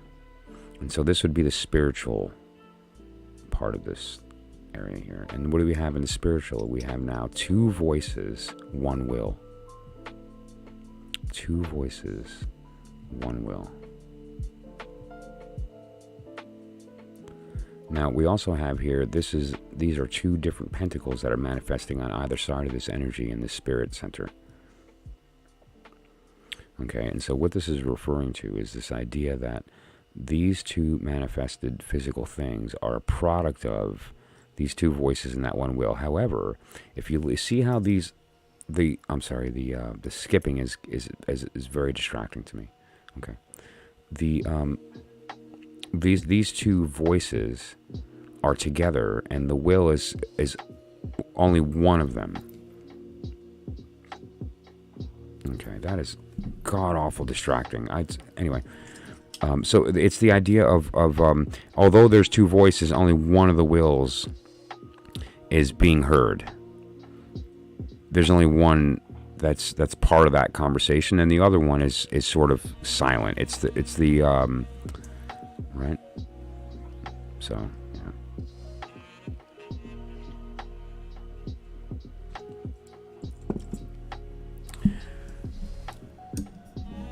It is the Torah. It is the tarot. It is the rota, which is the wheel. It is the ator. So, what she's holding is truth. It's a scroll, but it's the Torah. And you'll see, sometimes it says Tora, sometimes it says Taro, and Pixie specifically drew it with the intent that the letters would be semi-hidden, so you have to assume, like, is there another letter there? Does it stop? Is there more to it that I don't see? That's specifically there on purpose to elicit that thought process. But specifically occult-wise and esoterically, that is referring to Rota Tarot, which is the wheel of the word, Ator. Right. If you look at the Wheel of Fortune, it's there as well. So check out the Wheel of Fortune card. Let's pop them up. Why am I saying this? I'm a tarot channel that's teaching tarot, and I'm going to be like, go look it up. You're on your own. Okay, so where we go here. Yeah. So let's go to High Priestess. And you'll see that she's holding, it says T-O-R-A, Torah. Now, we know, if we look, that Torah ends with an H. So there's an assumption that there's a hidden hay. And what is hay but the abode, right? The abode. And now that said, we have here, we could also read that backwards and go starting with the A-T-O-R, R-A-T-O, R-O-T-A, right? There's a number of ways that you can read and permutate those 4 letters. 4 letters. Where have we heard that before? Right? It's the name of God. So it's the Torah, it's the Tarot, it's the Rota. So let's look at the Rota. Okay. And there's the exact same thing, but in the form of a wheel. So we can look at it as a spreadsheet, or we can take that spreadsheet and turn it on itself, and we have the same thing as a wheel. So what you're looking at here are the symbols of mercury, salt, and sulfur, and something else, right? Or you can look at it as in respect to the 4 elements here: Scorpio, Aquarius, and Leo, and Taurus. And then you have the wheel: T-A-R-O, A-R-O-T, R-O-T-A, O-T-A-R, and then go backwards. And each one is a different state of that wheel, right? Truth. That's a beautiful little symbol right there. I love that. Okay, so that's the gist here. And look at all the beautiful symbolism. Look at the snake. The Ophiuchus, right? We talked about that. And also the serpent of the story. Ultimately really being Lilith. But anyway, that's you get the gist here. So that's that. And now there's some heavier, deeper Kabbalistic meaning related to that as well. That is kind of out of the scope of this particular stream. I do eventually plan on getting a little more involved in the practical application of Kabbalah with respect to the tarot and combining bodies of knowledge. Crowley was really good at doing that. Excuse me. And he provided some good guidance as a jumping off point to really get a good sense of how these things play. So we can kind of turn the court cards into hexagrams and so forth, and use that as a Rosetta Stone for other knowledge as well, to maybe unlock the Tao with respect to the one truth, from our Western perspective, because we can't deny our thinking is very different than the Eastern philosophy, and it can be difficult at times for a Western mind, which is 100% based on duality, being forced into a singular thinking, that a duality is a lie and that there's really just the one thing that has 2 sides. And so we right away go, yeah, so it's a duality. But no, that means just you don't get it, right? And because we're Western brains. And so there are ways that we can kind of approach it from our thinking perspective to unlock this other perspective that is not always so clear to us, right? So, yeah.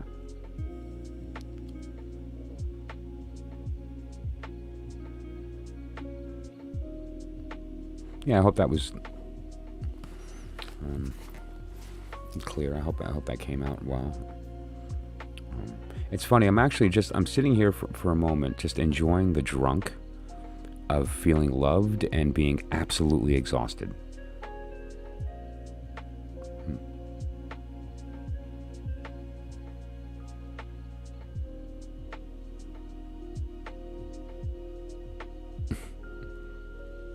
She's dabbing.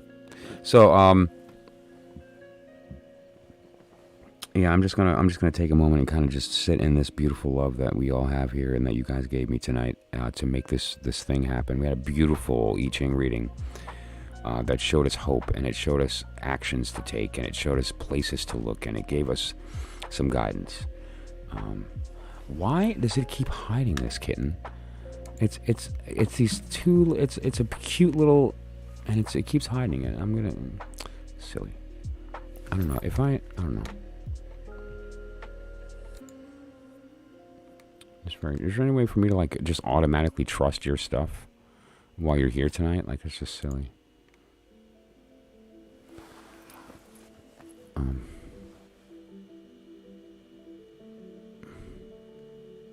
Thank you for listening. I heard you.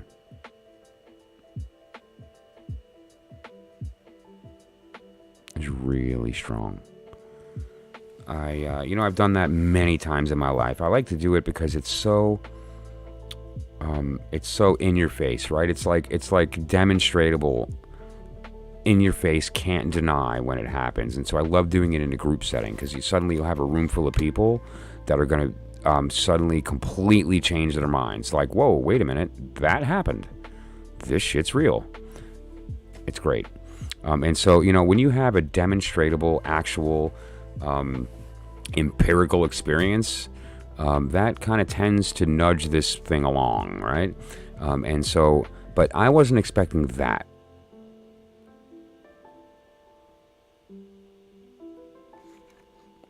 I was expecting what I've usually felt, and this time I got, I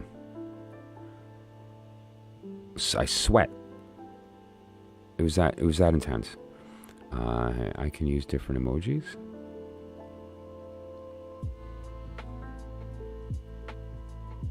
Channel settings. Okay, I just want to read those words because that's beautiful. Tribe Vibe Days.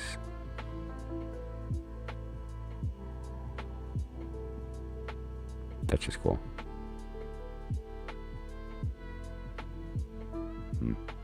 Well, one thing I actually just learned is that YouTube is going to be unlocking the community tab for small channels. So I'm going to be able to unlock that community tab, and I will be taking full advantage of that.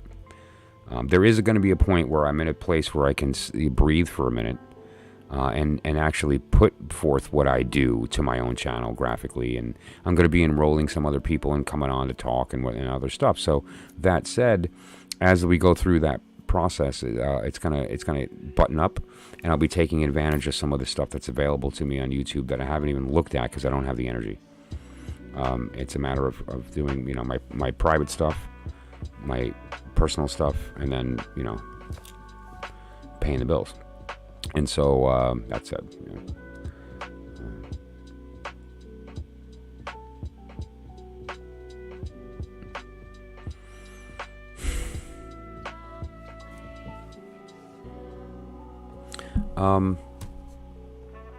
I love you, and I love you, and I love you, and I love you, I love you, I love you, and you too, and even you. I'm upset that you didn't come to my channel tonight. You didn't come say hi. Why is that? Maybe tomorrow. Anyway, that said, if you have any suggestions about any particular subjects that you'd like to speak about, some things came up tonight, but we can actually elaborate on that, or any of that stuff that you'd like to talk about. If anyone would like any additional information on this oracle, or how it's put together, how it's read, what my methodology is, let me know. I'm happy to share that with you. How'd you know? I love her though. I do. I love discourse like that, where you've got somebody whose intent is one thing and then it just turns into something else. It's great. I love that.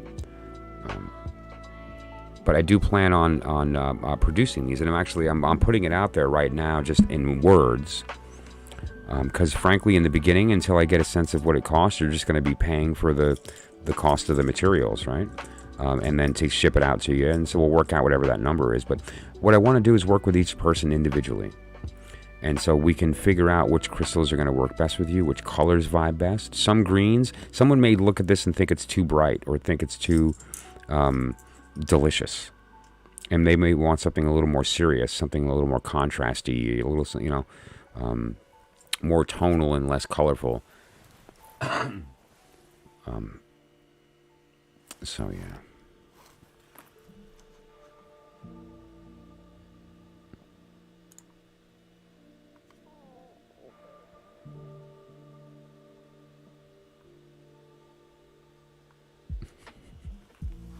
Make sure she doesn't know you're summoning her, because then she definitely won't. But yeah, so that said, though, that's fine. You got to be open to that stuff, because, I mean, really, I don't want to live in an echo chamber full of people that just say, yeah, I agree with everything you're saying. Disagree with me and tell me why, so that I might learn.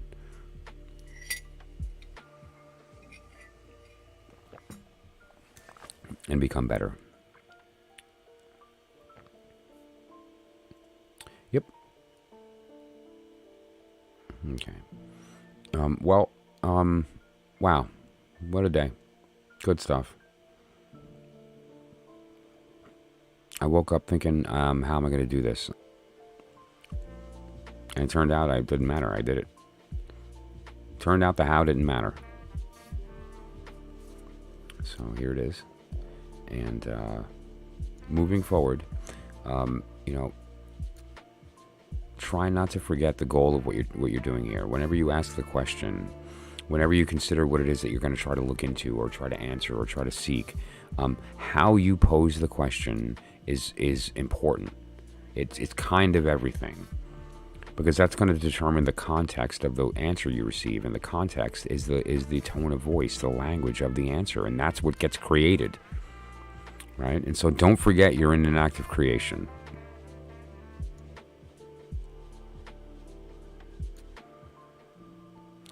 You're going to have to say something disagreeable first.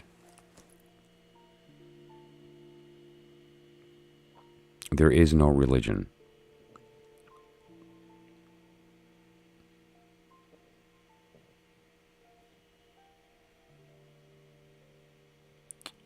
What else is disagreeable?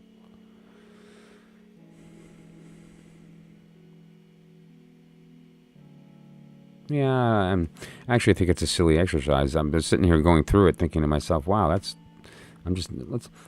create a bunch of negativity in my brain. I want to be disagreeable on purpose."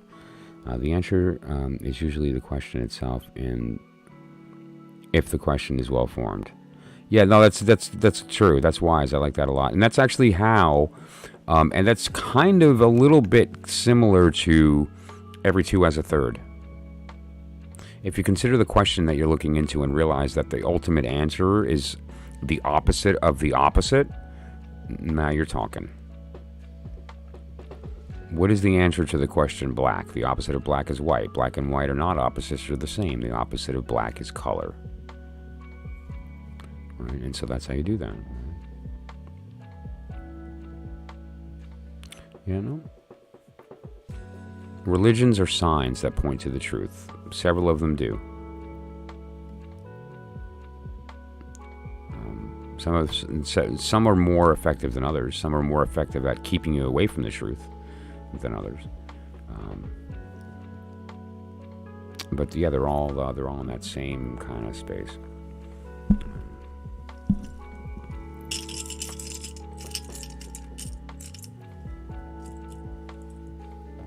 You could also do one if you were brave. You can do one that is all one color but different shapes. Kind of like using the Platonic solids, right? In order to form the elements. So you could, but that I think might be bad, because you can really feel the difference, and you could be cherry picking elements, right? You don't want to do that. It's kind of like Ouija. When you're a kid, you knew you were pushing it. Shut up. But and then when you're an adult, you stop pushing it, right? Same idea. You don't want to be in the position of giving yourself the ability subconsciously to decide the order. You want to be as disengaged from that process as possible. I'm so happy I don't smoke weed. I would have lost you. That's funny. What did I say? I'm sorry. I do have my moments where I speak kind of quick. I'm pretty caffeinated.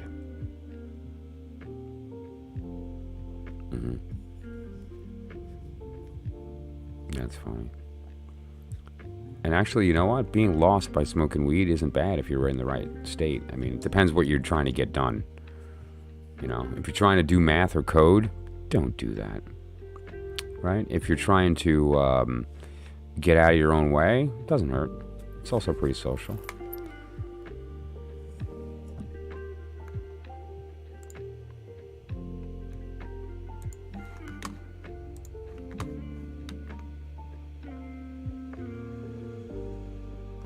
Is that the Eye of Horus? And what's that? Is that what I'm looking at? I'm freaking blind. Holy crap. I need to like paste this somewhere to see what I'm even looking at, because I'm like old. Let me see here. That is the Eye of Horus. That is the left-hand eye. That's the left Eye of Horus. Okay, and what are we looking at here? For I cannot see. I am blind, and at last I can see.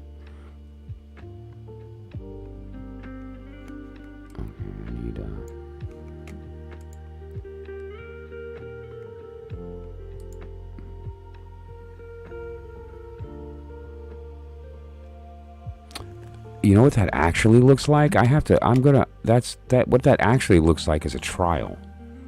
That looks like a water trial, which that's interesting. Neat. I have to figure out what that, I have to talk to you about that after. That's a big one. Okay. All right, great. Well, thank you so much to everybody who, first of all, patiently withstood the fact that my stream went down and I've been skipping all night long. Thank you for patience in this whole process as it builds and refines and becomes what it eventually will be in the future. And otherwise, I appreciate it. Contact me if anyone needs anything specific, or if you know anyone that might benefit from what we're doing here. And do me a favor. We should honor Tanamera and say, do what she says, which is to like my video, because she said it twice, and so let's not make her say it a third time. But if you love me, and I know you do, comment on my video and tell me how much I just changed your life. And that the world needs to see this information because it's everything. What's Kitten's question? What's the difference between the Eye of Horus and the Eye of Ra? Like in respect to a dream. Interesting. Okay. Well, we have to consider here who they are. Who is Horus? The sun. The actual sun. Like not just the sun, because he is. Horus is the product of Isis and Osiris. And so Horus is the sun. However, there's an occult secret when it comes to Ra. We think Ra is the sun. And it turns out he is, but he's a different state of the sun. And so I will leave that there and tell you there are very good resources to look up with respect to that specific idea of looking up. Let me craft the query for you, because it's going to lead you down a rabbit hole, and I don't want to direct you too far. Okay, so here's what you're going to find. You're going to find the term Rahor-Queet, all right, and this is what you're going to look up.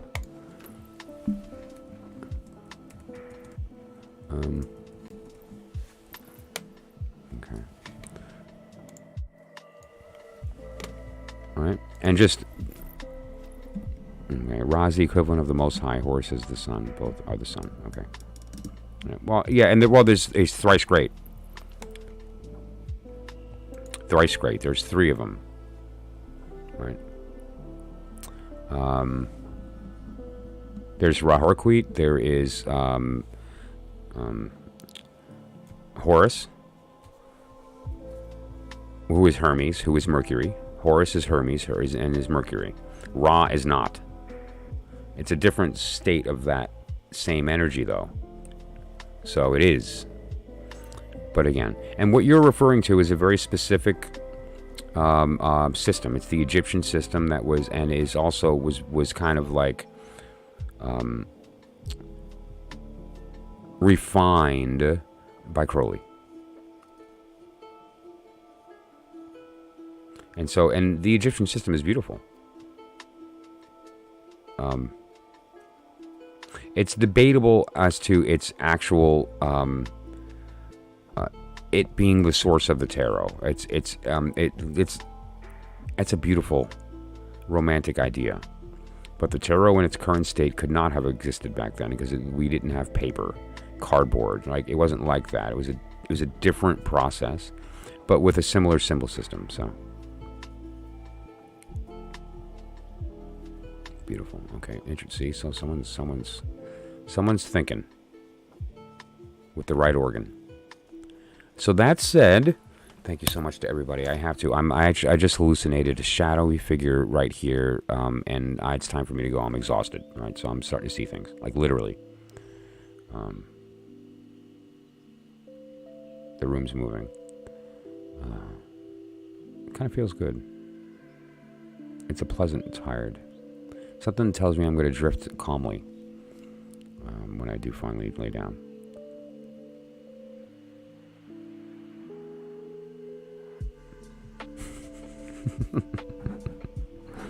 You're turning out to be pretty cool. I'm so cool. I'm so happy you bumped into my channel. I mean that. Tanamira. Thank you for joining. And so take your own advice and like my video, and don't forget to comment. I look at my videos and you know, like porn stars from other countries comment on my video. You guys won't. I spend half my day deleting porn off my comments. But thank you so much, and I appreciate it. I'll see everybody in probably about 24 hours. Nope, 2017.